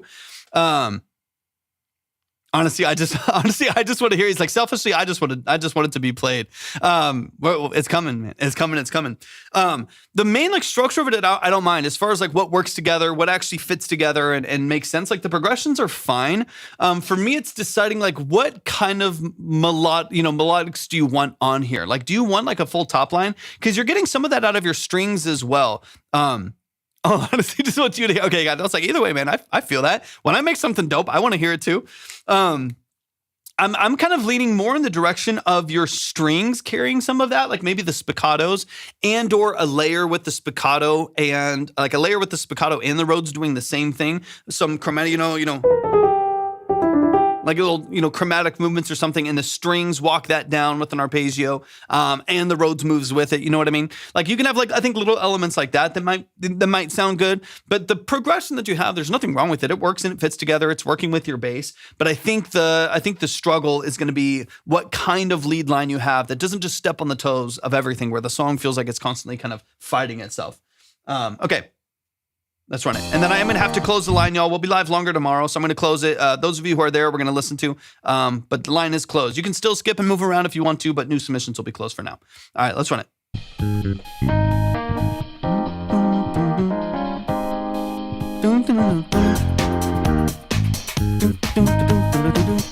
The other option I think could be like a nice, like, especially with this kind of early, late 80s, early 90s kind of funky feel. It also could be nice to layer the Rhodes with like a clean electric, like clean chorused, really, really compressed, really tight electric guitar. That to me might be the best filler for what you have here. Because my intuition is that your Rhodes is already doing a lot. Like the Rhodes is already, has small stills that all feel really similar. I think the first half is mostly all right. Yeah. So in my opinion, just gut reaction, right? Again, I'm not the one building the song, but gut reaction is the Rhodes is kind of already doing what the Rhodes needs to do. I don't think in my personal opinion that the answer would be to just like layer more Rhodes, right? And like have the Rhodes doing its chords plus the lead melody and then the strings. I would rather you just have more layers doing more nuanced things that are working together than feeling like the strings and the bass and the Rhodes, those three instruments and the drums, right? But those three instruments need to carry all of this weight, as opposed to just add two more elements that give you a nice little shimmer at the top. I think a clean, I don't know if you have an electric guitar. Oh, you were buying one, right? Did you get it? Did you get it? Let me know. Jaden, welcome in.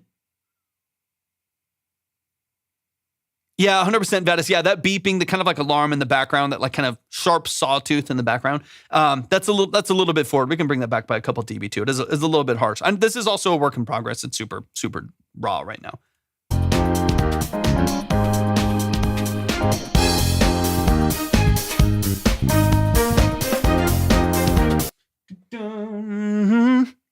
Minecraft, welcome in. Okay, so you have a Strat. Perfect. You have a Strat. That's perfect. I would definitely bring in a high electric guitar, especially like you said, B section, right? When you get into the B section, I would add maybe some right? Bring in a little bit of that texture right there, open it up a little bit on the B section, make it super compressed, really bright, really snappy, a little bit of chorus on it, open it up in stereo in the mix, get some of that funk in there, get some of that, tension in the middle of the mix right there. And then over the top, if you want to have a little bit of like higher melodies with it,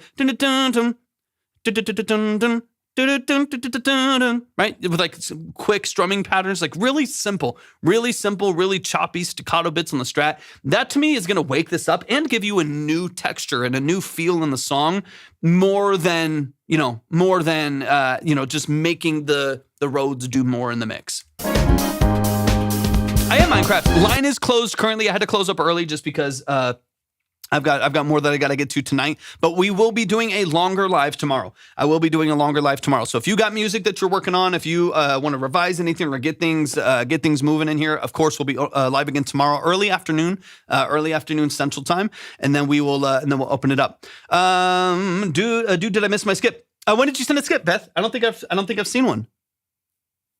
The answer is no, you haven't. If you send a skip, you've never missed it. If you haven't been heard, you haven't missed it. I'll always make sure that you get it. User, we are closed for today. We're closed for today, but we are going to be live yesterday. Let me pull it up really quick. I didn't see one. Dun-dun-dun-dun. Hold on.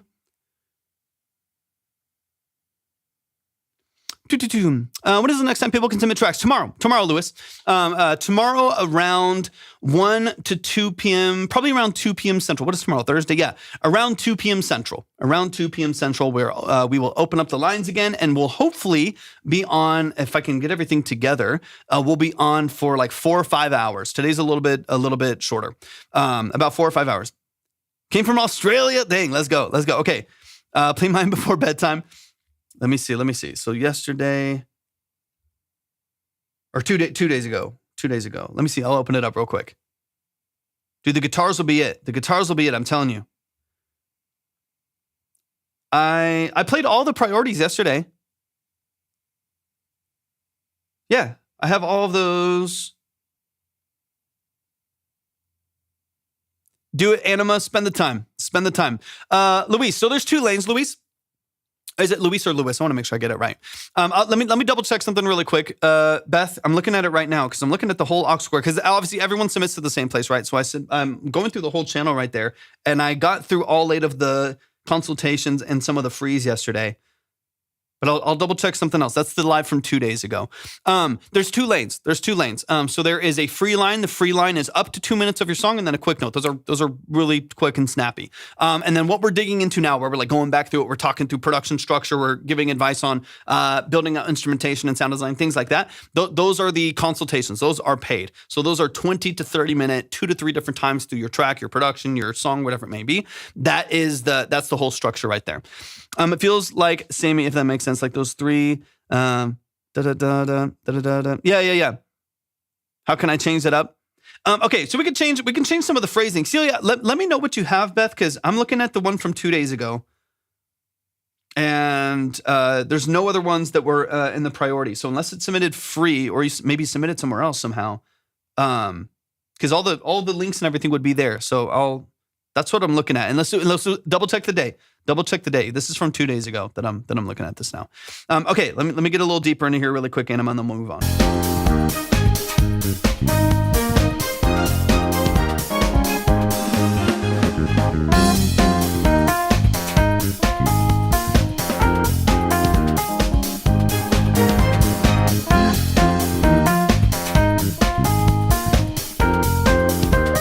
So then what you can do here, Anima, too, is make way for other things. Because I think one of the things that you're running into is trying to like maintain the structure of your mix really consistently, right? So in this case, it's the Rhodes at the top, dun dun dun dun dun dun dun dun dun dun dun dun. You know what I mean? Like it's that's what you have forward and in that structure the whole time, right?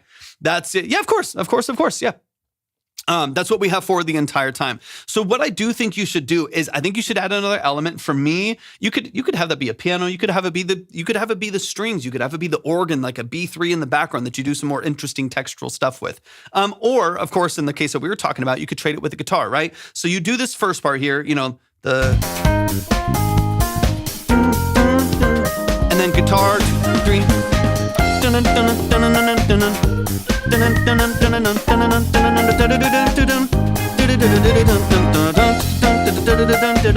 And then when you do that, you bring in the guitar, whatever. Lead, just nice, like simple, like bar chord stuff, right? You bring in the electric guitar, it's bright, snappy, compressed, all that funky stuff. You bring back the Rhodes for a second, push the guitar forward in stereo, and just switch energy right there. So even if the Rhodes keeps doing similar things, or even if you cut it for a little bit or change the MIDI for a little bit, you can pull back on that for a moment. So it's not the main thing that you're hearing. So it's not the same notes, same melody, same progression the whole time. And you push the guitar forward and let it take over for a little bit here. And then you have some small changes with the strings as well. After what he's talking about, have the guitar take the melody. Yeah, exactly. Have a little guitar come in. It doesn't have to be a crazy solo. It doesn't have to be anything nuts, but just enough to support it. Exactly, because right now what's making it repetitive is that it's the same thing at the front of the mix the whole time, and it's also the same drums and also the same progression underneath it, same bass largely, right? We're getting the repetitiveness of the same thing happen over multiple moments of the song, right? And this is also only over 1 minute, right? If the song was 3 minutes, we get a lot more of that. So even in this first minute right here, if you all of a sudden just turn the Rhodes down like 8 dB and then push on, I'd be on hold for that. Facts. If you bring the Rhodes back or just cut the Rhodes completely for a second and let the guitar take over for a moment and then bring them both back in at the end, you're just creating more nuance, more changes, more interesting texture in the song. But I think part of what is making this feel monotonous or just making it feel repetitive is we are doing the same thing in the same place of the mix all the time for 3 minutes, or for a minute, right? For all of these different sections of the song. So I would, for one, we can change it up a little bit. So like maybe, when the guitar, like whenever the guitars come in, we come back to just, whatever. It's not even the same, chords and stuff like that, but you get the idea, right? You just spread out the Rhodes and just, right?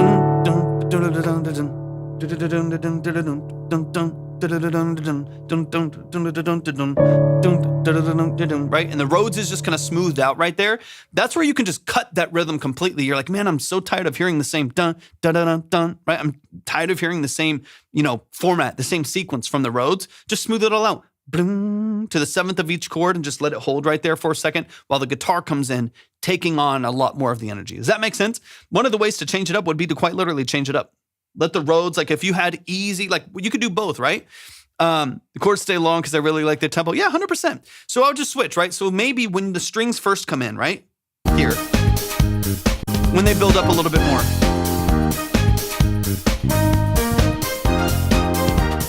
1, 2, 3, 4. Here, the Rhodes comes in a little bit stronger. Perfect. What I would do here to play with this energy a little bit, Rhodes comes in with the top line here. I love it. That sounds great. Nothing wrong with that. Bring in the guitar on an open strum, right? This is how you're going to build dynamics and shift it a little bit, right? The Rhodes comes in a little bit more staccato at the top of the mix, and the guitar just comes in, boom, just opens up with a single strum right there, following the progression, just like those two chords right there. And then halfway through here, you switch energy, right? Then the guitar goes, right?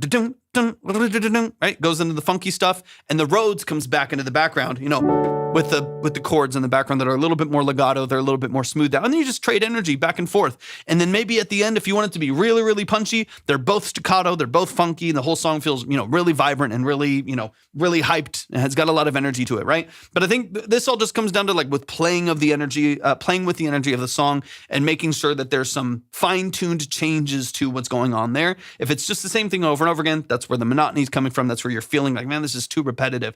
But if you just decide to open up the Rhodes and go funky with the guitar, you decide to go, open up the guitar, go funky with the Rhodes, those shifts in energy are going to make it feel a lot more interesting. 100%.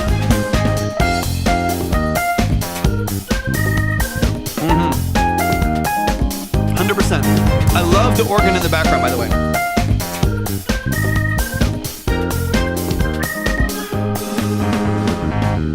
Y'all show some love, man. Show some love. Anima, it's funky, man.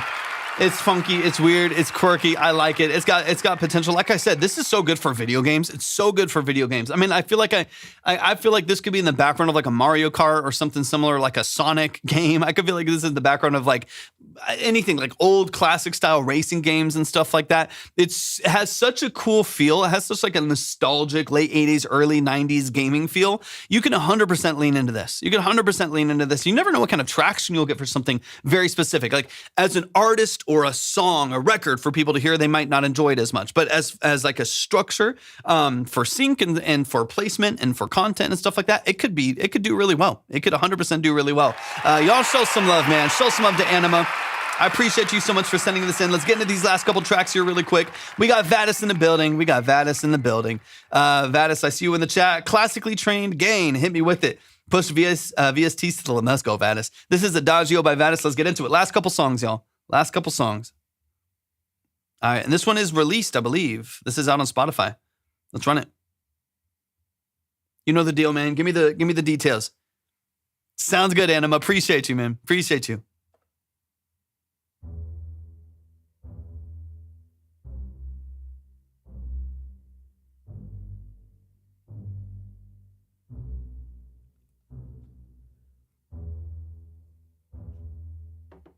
I have a feeling this is about to go crazy.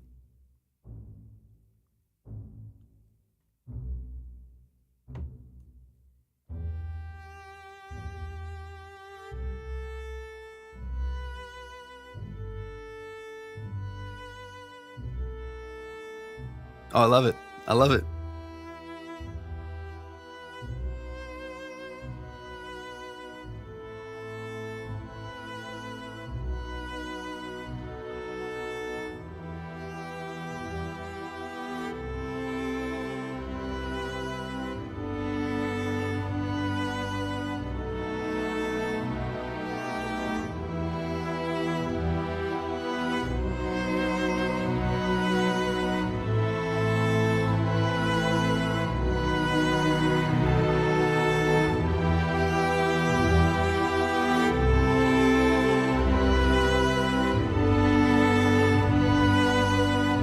What's the lead?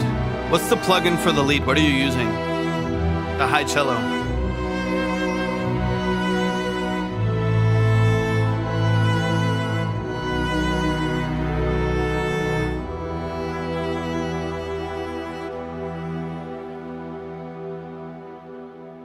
Beautiful.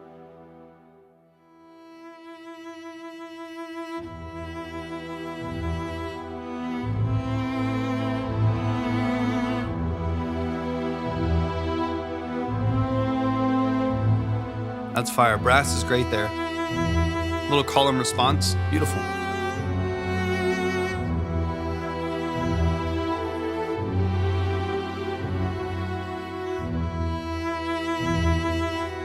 Was it the solo cello from Spitfire?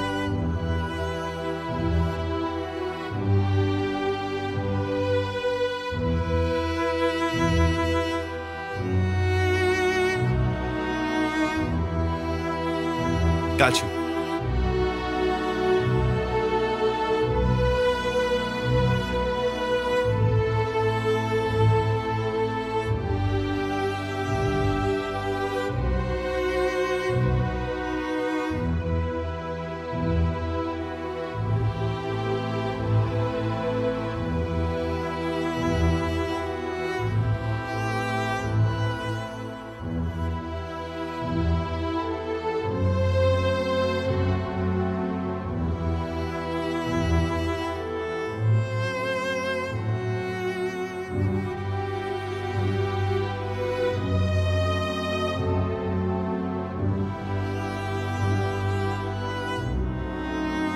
Beautiful, beautiful, beautiful.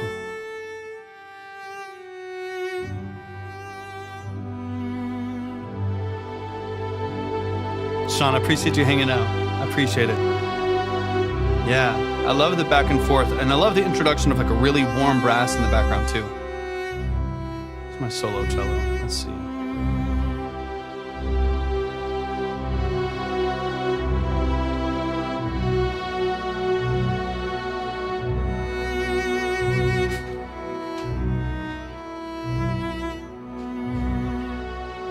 A 100%.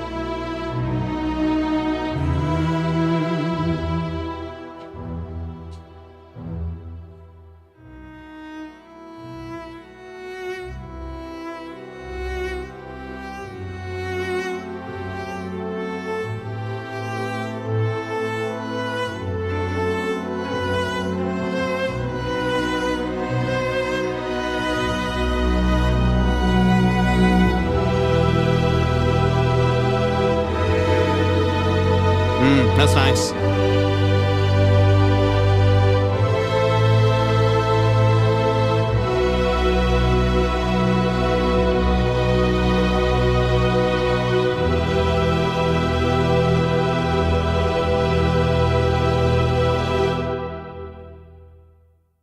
Hell yeah. Hell yeah. Amazing. Y'all show some love. Show some love, show some love, show some love. Beautifully, beautifully, beautifully done. Searching Music Reviews is cooked right now. Z, what's going on? What do you mean? What do you mean, Z? Talk to me. Talk to me. All right, let's get into it, man. Let's dive into the details. We got Vadis in the building. Call and response. Yeah, 100%, man. Let's get it. So I opened up just really quick. 。 . 。 . 。 . 。 . . . . . . . . . . . . . . . . . . . . . . . . . . . . . 。 . . 。 . . . . . . . .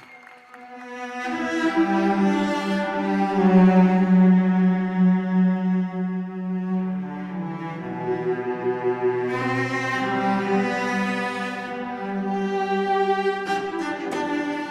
Okay, I want to look at what's up, Kindred. Welcome in.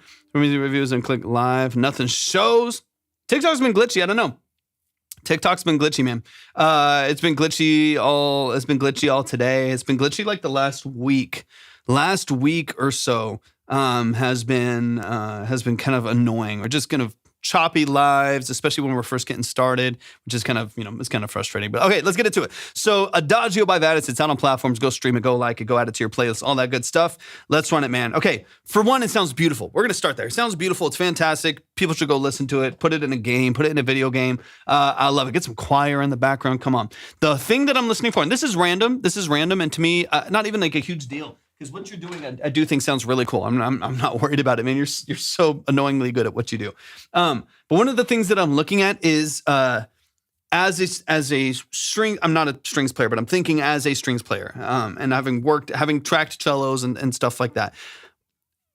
Thinking as a strings player, the thing that I'm listening for is the really consistent re-triggering of the, and again, this is the annoying part of tracking stuff like that,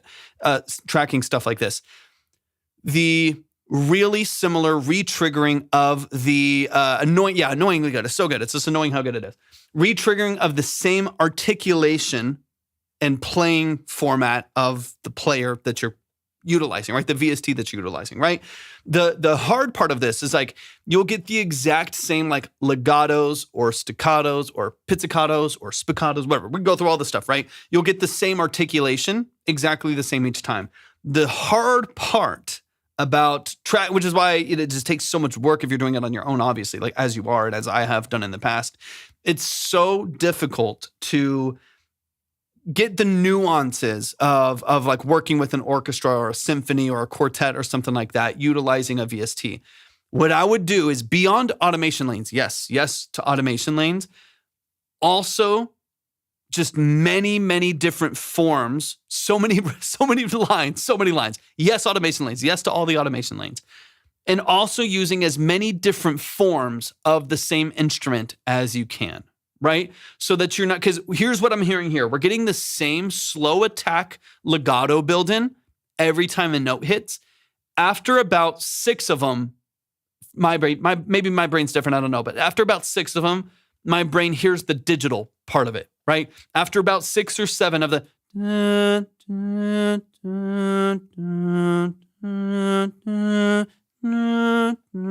because that's not how the player of that, and like if I'm here, right? Hold on, I'm gonna bring down this reverb a little bit so we can kind of hear what I'm talking about, right? So if I'm gonna bring down this reverb just like to 10%, and then let me open this up here, and actually let me it's so hard, and so this is what I'm gonna tell you is annoying, but at the same time, I also think it is one of the ways that you can make sure you're getting as much possible out of your orchestral stuff.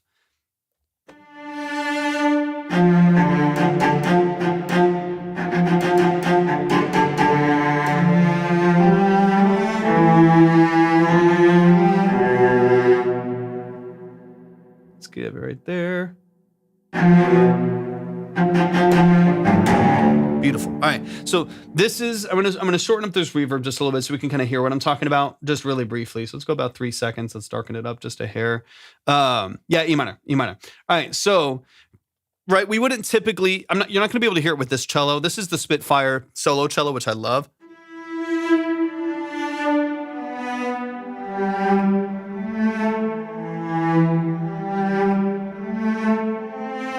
That slow attack build-in is not going to be as typical of the way that individual artist or the individual musician is playing, right?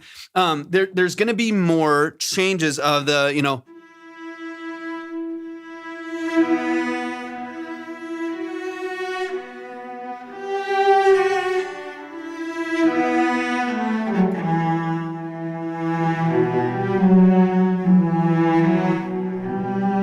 there's a little bit more, Barricados? Thank you for tapping in. I appreciate you being here. There's more push and pull of like the way that you're playing, and then they're switching bow positioning, and then we're back, but then they start the vibrato. You know what I mean? Like there's just going to be more like natural movement of connected notes versus staccato. But if each time was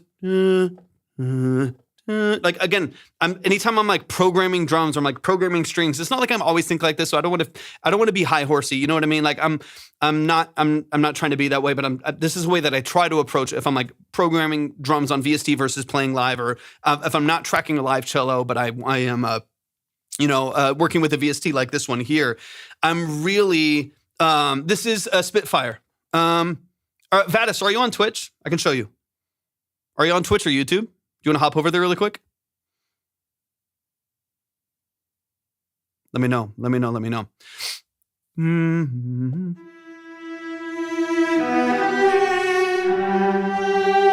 I got you.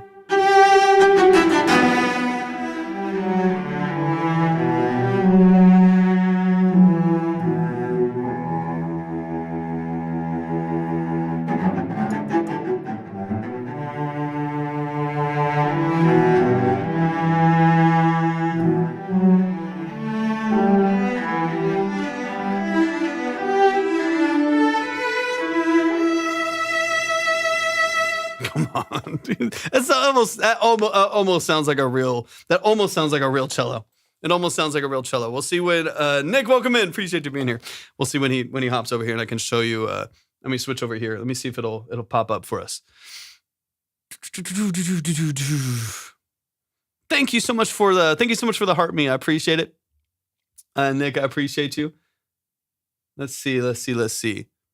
Owen, it's typically on Twitch, you can type !submit, but the line is currently closed. But we're going to be live again tomorrow. We'll be live again tomorrow. Let me see where Vadis pops in. It's at the link in my bio, Vadis. You can click on it straight from there.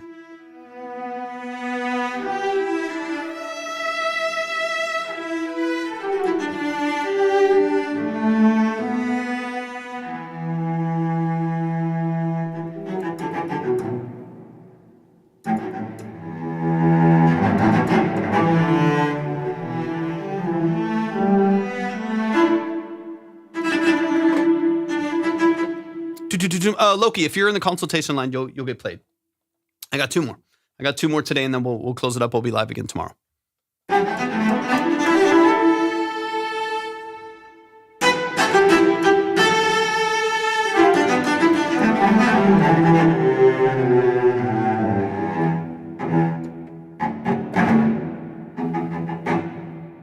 love this cello.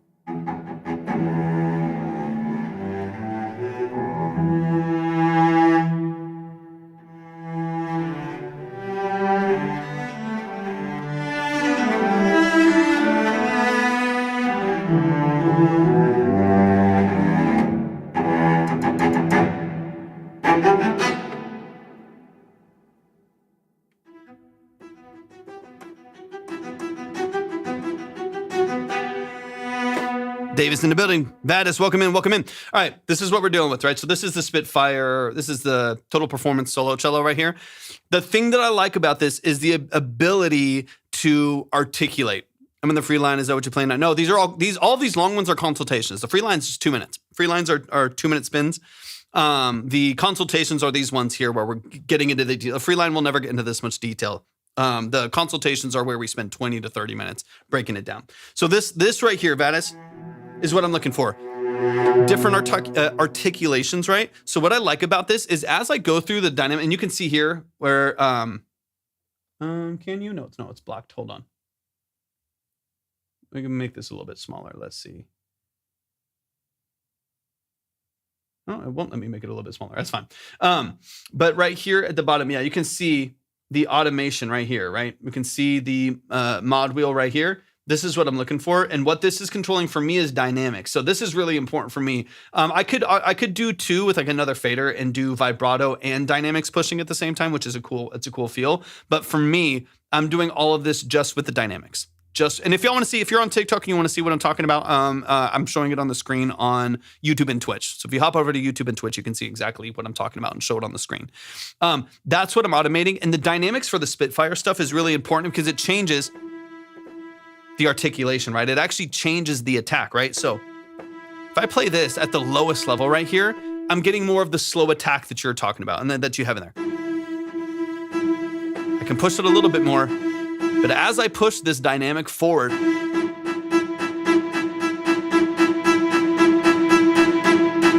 you hear some of that string attack coming in?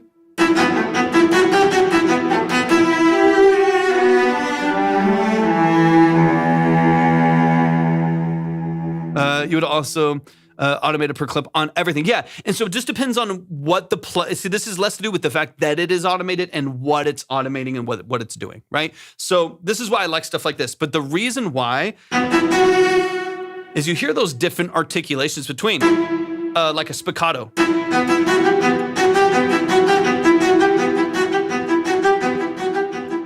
That articulation, right, of like really sharp to the difference with this plugin. Mason, 100%. Yeah, Mason, if you got to come in tomorrow, just come in and submit for free. Let me know that you're back. I'll call you from the last one. Let me know that you're back, and I'll have you submit for free, and then I'll boost you forward.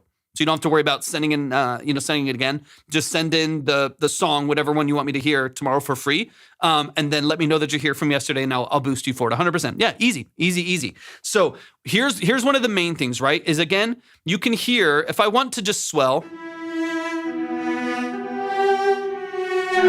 I can do that, right? But if I want to blend, this is probably this is for anyone who wants to get into this, the kind of the string space, especially and do scoring and stuff like that.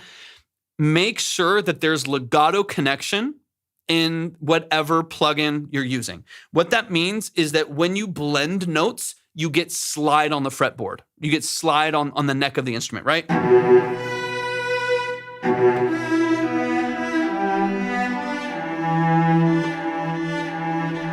There's a little zoom, zoom. You're getting this little.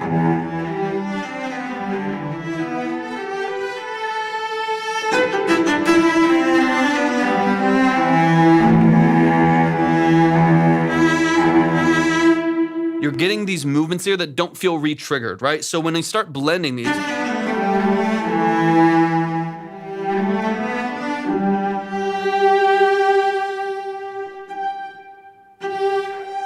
hear that? Did you hear that? Oh, it disappeared. Wait, what do you mean?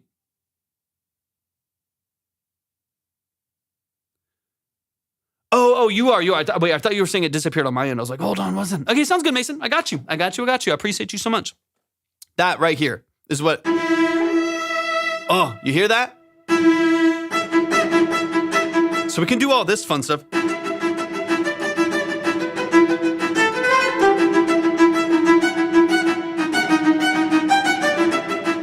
We can do all that, but you can also, that slide, I can jump to it if I want to. But you hear the slide.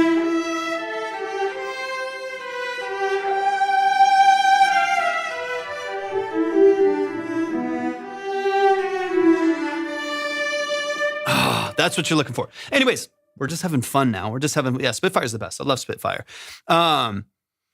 This one's only 100.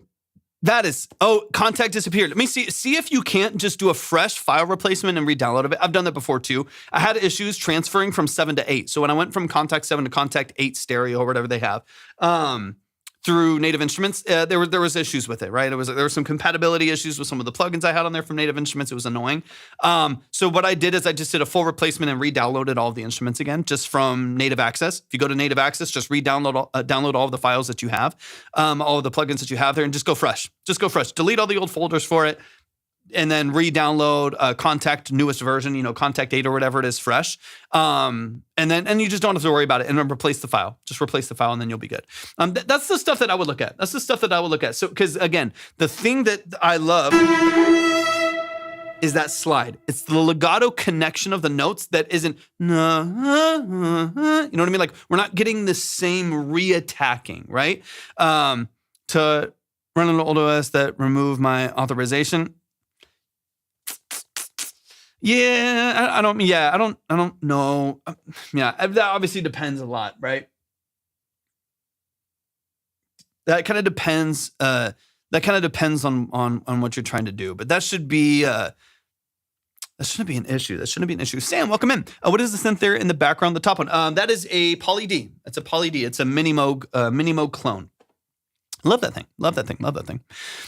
Teen, so welcome in. Appreciate you being here. Yeah, I mean, so I would just start fresh. I would just, if you have the ability to, and kill probably. Wait, what do you mean? What do you mean? Okay, let me get into your track here. We'll skip through a couple things. But anyways, that to me, because your backgrounds on here are great. I mean, the low brass that comes in, the rest of your more broad strings that come in, they fill in really beautifully. Those are awesome. For me, it's the lead and the re-triggering, even though automation of volume and stuff and automation of like expression is there, we're still getting the re-triggering of the same articulation. That's why, to me, play that cello over the top. I got you. That's kind of what I'm looking for, right? So let's get into it a little bit. I gotta turn this down quite a bit. Now you're gonna hear that same swell back and forth, right? That's super loud, so let's bring this down.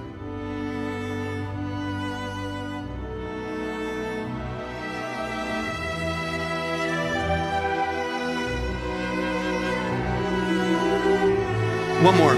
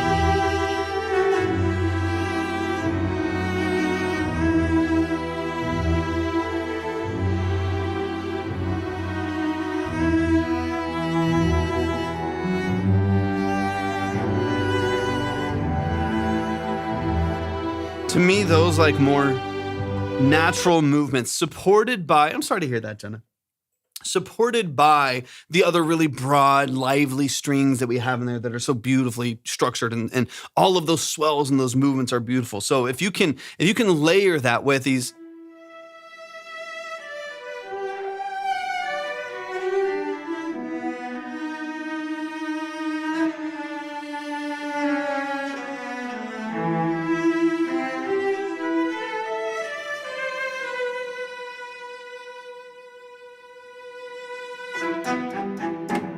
and we get more of that, like it just feels more natural. Feels like it's got a little bit more texture to it. You want the stems so we can re-release together? I don't think I have the capacity for that right now, but I would love to. I would love to plan something in the future that we can target together and release together. But yeah, those little articulations are kind of what I'm looking for. The more natural legatos, the more natural movements and swells right there that to me are going to be really, really important to it feeling just more natural and more nuanced, right? It doesn't feel too strict. So the automation is great because you have great like level automation, right? Like great level automation, good movement, good structure for everything else. Kirsten, thanks for the follow. To me, that last little detail is going to be what makes this a song like this or something similar feel really, really powerful, really natural, and really impactful. But let's look at something. Look at something from scratch, Vadis. What's up, retrack? Welcome in, man. Yeah, let me close this up actually because we only got one more song real quick. Let me close it up. But that's what I'm looking for, right? Like let's plan on something from scratch and we can kind of build it out together a little bit more too. That we don't even have to worry about a re-releasing of anything or reopening of anything. I think and again, sometimes this is where the actual plugin makes a difference, right? That is the annoying part. This is sometimes where, unfortunately, the actual plugin itself and the samples and its ability to go legato or not go legato. If there's blending, is it mono? Like in this, I can't go paraphonic on this or polyphonic. This is strictly a monophonic,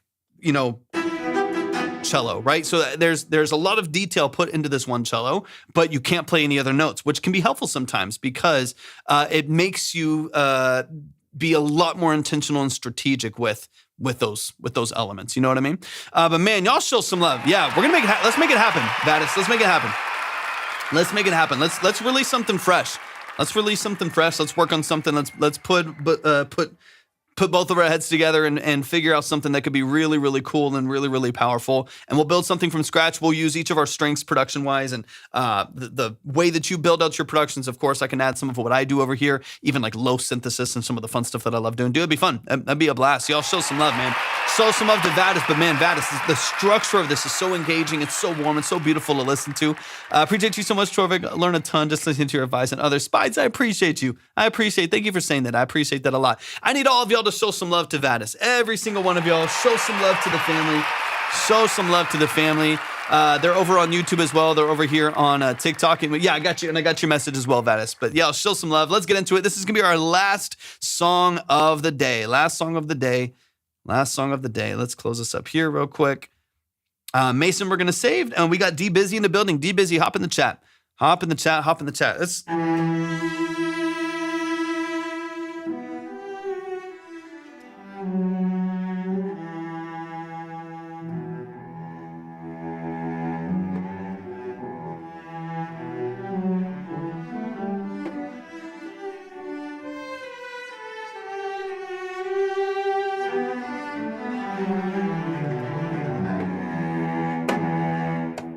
Gosh, I love it. Not mixed or edited, is not finalized. Very cinematic. Let's go. This is I Don't Want.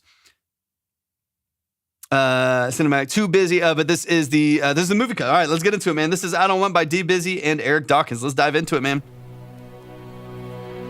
What's up, Smokey? Good to see you, man. Welcome in. Why did you go when you knew what was coming? Could've just told your father no. And if you knew what you know, what's up, Miles? Still made all of this from nothing. Then you saw that the world you created would treat you so cold.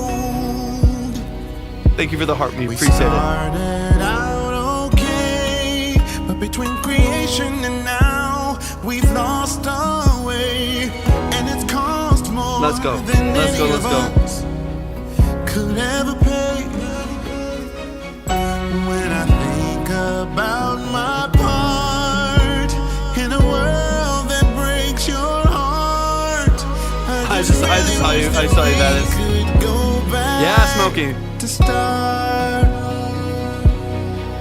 I wanna make you proud to I'll put it in the chat for retrack.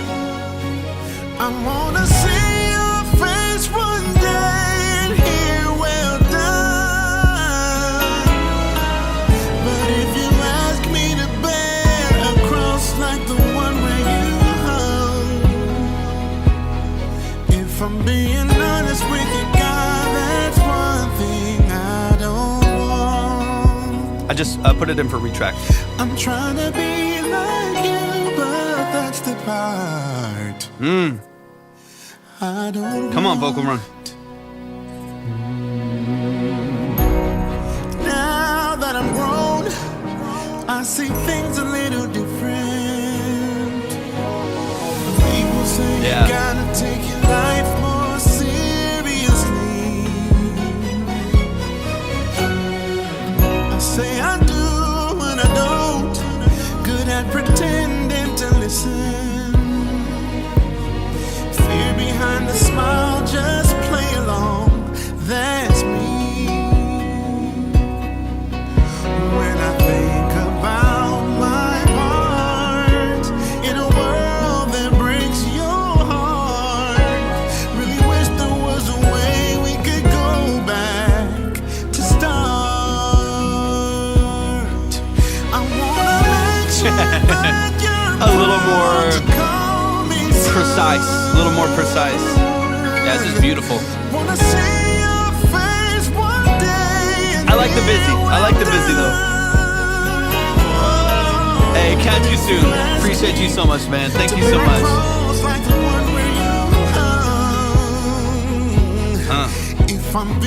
They do retract. They do. That's one thing I don't want. I'm trying to be like you, but that's What a vocalist. I don't want. I'm in the garden, saying, just wait. And I'm begging, take this cup out of my hand. You already went to Calvary. Nasty chords.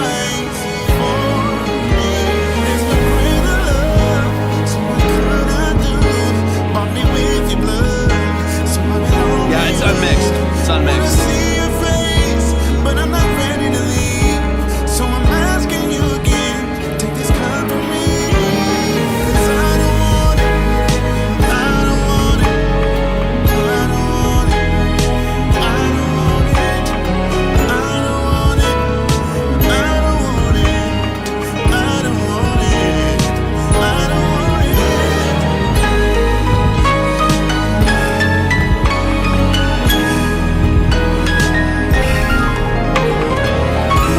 Come on.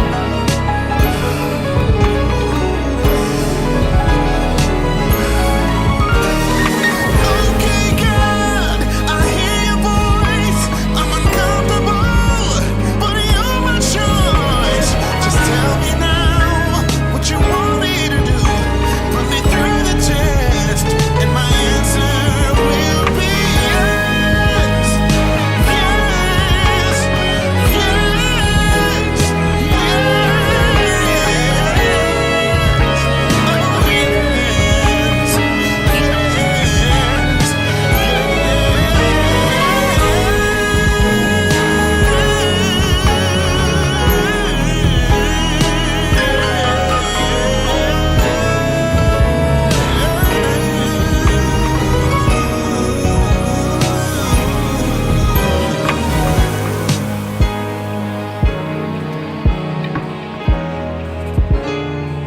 Crazy. Crazy, crazy. Musicianship is nuts. Appreciate you so much, Spides. Take care. Take care. Take care. Musicianship is nuts. It's nuts. It's nuts. It's nuts. Y'all, show some love. Show some love. That is D Busy, the producer, right there in the chat on TikTok. Show them some love and support. Make sure that you're following. Hire D Busy. He's a monster musician. Absolutely phenomenal. Now, again, this is unmixed, unmastered. This is a work in progress. There's going to be multiple versions of this. But to me, this is a testament to when you have good musicians and good producers, even like the not polished stuff feels so engaging to listen to. You know what I mean? Like, this is obviously not mixed. And there's definitely some things that are like too loud, too dry, you know, whatever. Like there's things to be balanced. Duh. It's not mixed yet. Even still, you feel it, and you feel the emotion behind it, and you feel just the amount of time and effort and intention that went to building it out. So to me, that is just a testament to good musicians. It's a testament to just good production structure, good executive producing on your end, Busy, to just formulate this whole thing and execute it. It's beautifully done. So let's dive into it, man. Let's run it from the top. Let's get into a couple quick things here. But man, I'm just so impressed. Always, D Busy. So impressed with what you do. It's so good.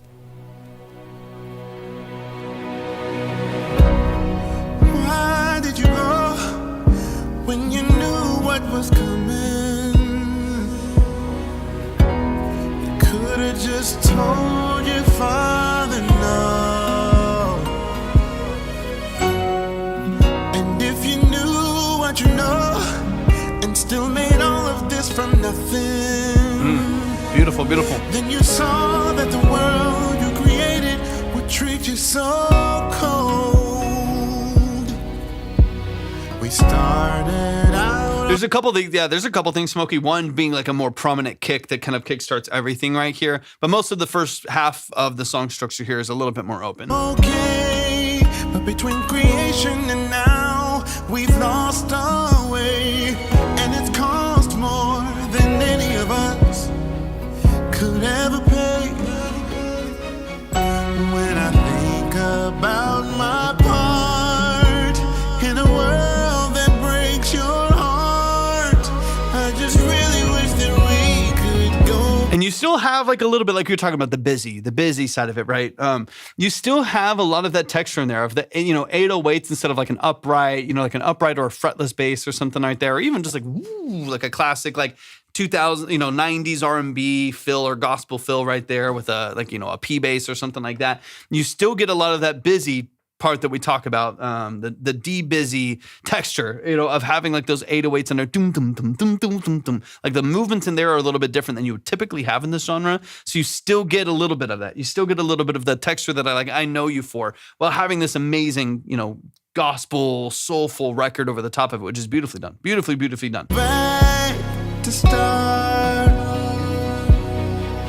I wanna make you proud to call me a son. Thank you for the follow. Appreciate it. I wanna see your face one day and hear well done. It would be nice here. I'm going to toss, busy, me, ignore half the things I say, right? But like, it'd be nice here to trade a little bit of the 808, like here, the doom, doom, doom, right? Like that very like digital attack right there, for some, like, maybe you still keep that, but like roll some timpanis around it too. Like having a couple different moments where we introduce some more organic textures to support the things that you have more digital presence with. I think it could be potentially nice to support it just a little bit right there, because I'm hearing like a big spread between the two, right? Where like we have like 808 kick or like 909 kick or something with an 808 and then cinema. And if we can bridge the gap of with the 808 and kick, we have timpani, that will glue that to the cinema. Does that make sense? That's kind of like what I'm listening for. Just every once in a while right here, just a little bit of a rolling timpani, couple little moments here, at least early on. You don't have to do it like crazy later on. Maybe you layer a couple things, but largely speaking here early on, you can tuck that in there in the background. I just really wish that we could go back to start. I wanna make you proud to call. Yeah, maybe bring it forward here. Open this up. I wanna see your Right in there. face one day and hear well done. Right, just a couple little things, and it's light there in the background, but maybe a little bit more prominence than you currently have there. Cross like the one where you hug. But what I would do is specifically use it to disguise the 808. That's what that would be kind of the reasoning. It's not that it like has to have a timpani. Use it to glue the 808 to everything else, because the 808, I'm really hearing it as an 808, and although I like what it's doing in the mix, it isolates itself a little bit, unless there's, I think, some layering to it. Strings are gorgeous, by the way. All right, let's go forward a little bit. Now that I'm grown, I see things a little different. Like what about it? And again, getting your wheel spin, tossing it out there. Don't have to do any of this. What about even here? We have the low booms, right? Love it. Low, kind of like timpani and like floor tom and kick booms and stuff like that. So we have a lot of the energy low end right here. What about like a singular like marching snare or like cymbal, layered cymbal claps? You know what I mean? The cymbal stacks, you know what I mean? Like the crash stacks that they have, just like a bunch, maybe a bunch of reverb on it way in the back, or like a marching snare right in the middle, just on like the 2 and like slow 2 and 4, way in the background with a bunch of reverb on it. So like,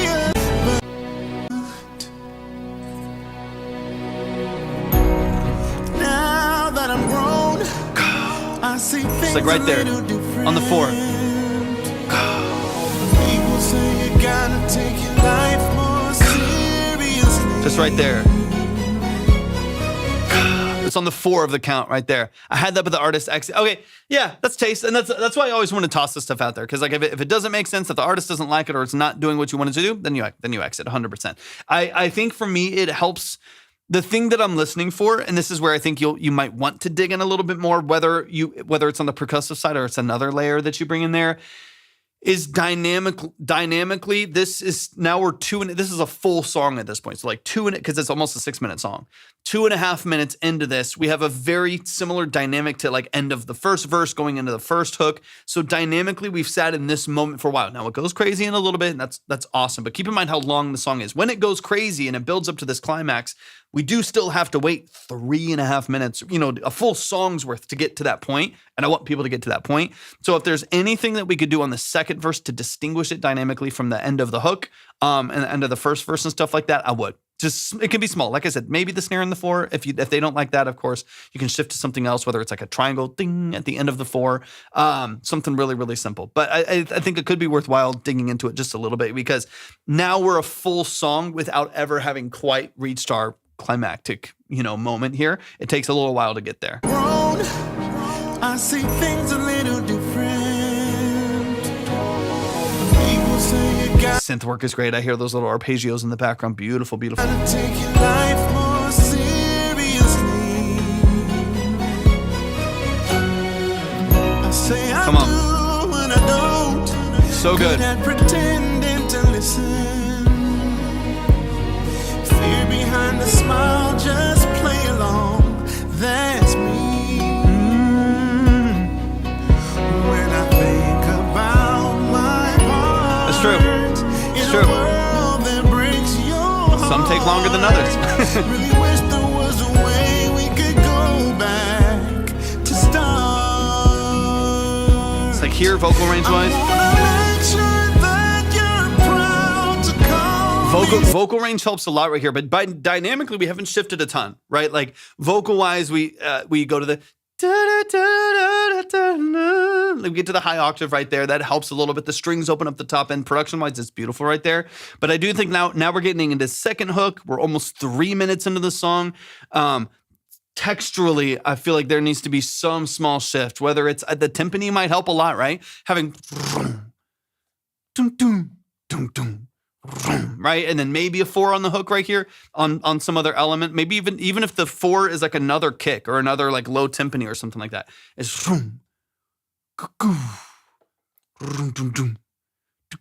right, and it's still really deep and low. It's not like a high snare or a clap or something like that. That maybe could be helpful, but I'm just trying to think of a way that we can wake up the mix a little bit right here.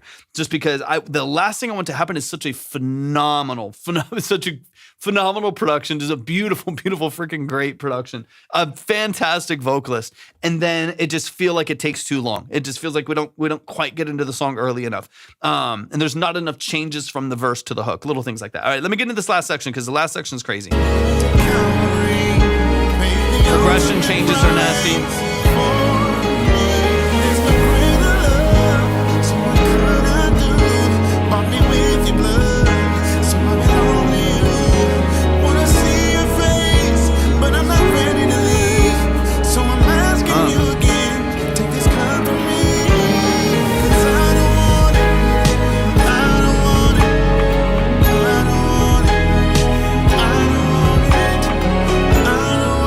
Nice little out of band there. Nice little percussive element there with the ping pong delay. There's obviously so much of this that I love.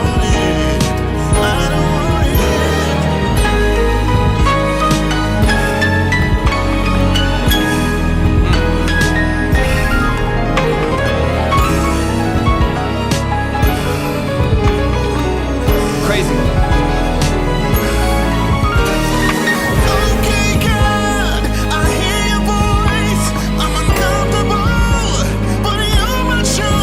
Choir to support this would be crazy too. Even if they're just doing like a supportive stack, obviously you don't have to because that's a whole undertaking, but it would be cool to have some like really like energetic, really broad choir that just kind of supports underneath. I said that earlier. Yeah, nice. Okay. Oh, choir harmony. Sorry, I see that up in the chat right now. Like having some support specifically here, again, a way that we can step out of the production and make some things pop a little bit more. Some choir support or other vocal layers here would be really nice because it is a crazy, crazy production with a ton of energy and a ton of elements behind it, and competing with a singular vocal, largely speaking. So I think the more layering that you have in here, the more support that this moment in the song has, the better. You'll get a lot more out of it. But this is nuts. So beautiful. Come on. Hold on. It doesn't want to play. Let me refresh it real quick. Hold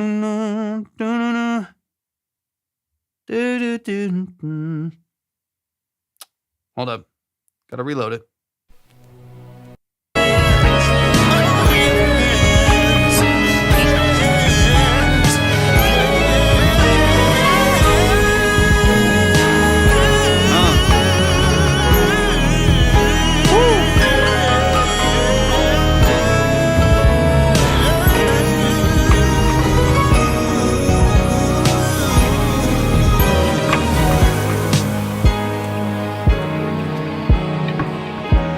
love the balance between like classic, like 90s gospel and R&B and these like modern pop R&B production structures.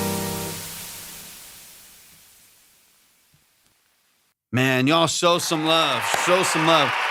That early 80s synthesis, yeah. All three of these. Well, so this is like 1990. So this and Sonic is 1990. This DX7's like 1983, I think, or 1984, and then the Juno's 1985, so on and so on. Man, but y'all show some love. Magic Million, welcome in. Show some love. Show some love. Show some love. D Busy, the producer, man, you're just a beast. A beast, man. You're so good, so talented. I mean, the musicianship here, the curating here is so beautifully executed, man. Y'all should definitely show some love. Hire D Busy, show them some love and support. Be a part of their journey. I'm getting a Reface DX tonight. It's an hour away. Let's go, Magic. I love it. I know I gotta wait to sell a few more things here. I was planning on getting a couple other synths in here, but I poured that into some other gear that I just needed to prioritize. I have a lot of synths. It's fine. I needed to prioritize getting some other gear here in the studio first. So, but when I have a bunch of stuff on the other side of the room, I got to sell. When I sell those things, we'll be getting another synth in here. I'm not sure what or where. I gotta figure out some other things. But man, show some love to D Busy. D Busy, you know I love what you do, man. East 160 is nothing, dude. I mean, that's like $500 new. It was like $500. 160 is nothing at all. The only thing I don't like about I wish they were full size keys. That's the only thing I don't like about the KeyStep Pro and the mini log that I have over there is their mini keys. That's the only thing I don't like, especially if you're playing like Rhodes, or like DX7 stuff. Like the mini keys are kind of annoying, but they're still fantastic. And the other thing is, Magic. The other thing is you can hook it up to a MIDI controller, so you can use those refaces as just a hub for other stuff. So if you have like just like a cheap but full size, like semi-weighted thing, you know what I mean? What am I talking about? A controller, MIDI controller, then you can still use that. And then just, I do have an Oxygen 8, so I'm like, literally just put it up on your desk, put it on a mount, put it on the wall, whatever. And then just run MIDI to it. Select the same channel, and then use your main keyboard. It'll be so much easier to play. But y'all show some love one more time, man. I got to get out of here. I got to go make some dinner. Love and appreciate y'all. He's a bright yellow. Hell yeah, let's go. Y'all show some love, man. Thank y'all so much for joining us today. We will be live again tomorrow. We'll be live again tomorrow for hopefully a good 4 or 5 hours. So get your music ready, get your revisions ready. We're going to open up the line for 4 or 5 hours on Twitch, YouTube, and TikTok. Of course, make sure that y'all are followed and subscribed on those 3 platforms, and we'll open it up again tomorrow. MF, thank you for the follow. I appreciate that so much. But once again, followed and subscribed on YouTube, Twitch, and on TikTok. And we will be live again very, very, very soon. Love y'all. Appreciate y'all. Peace.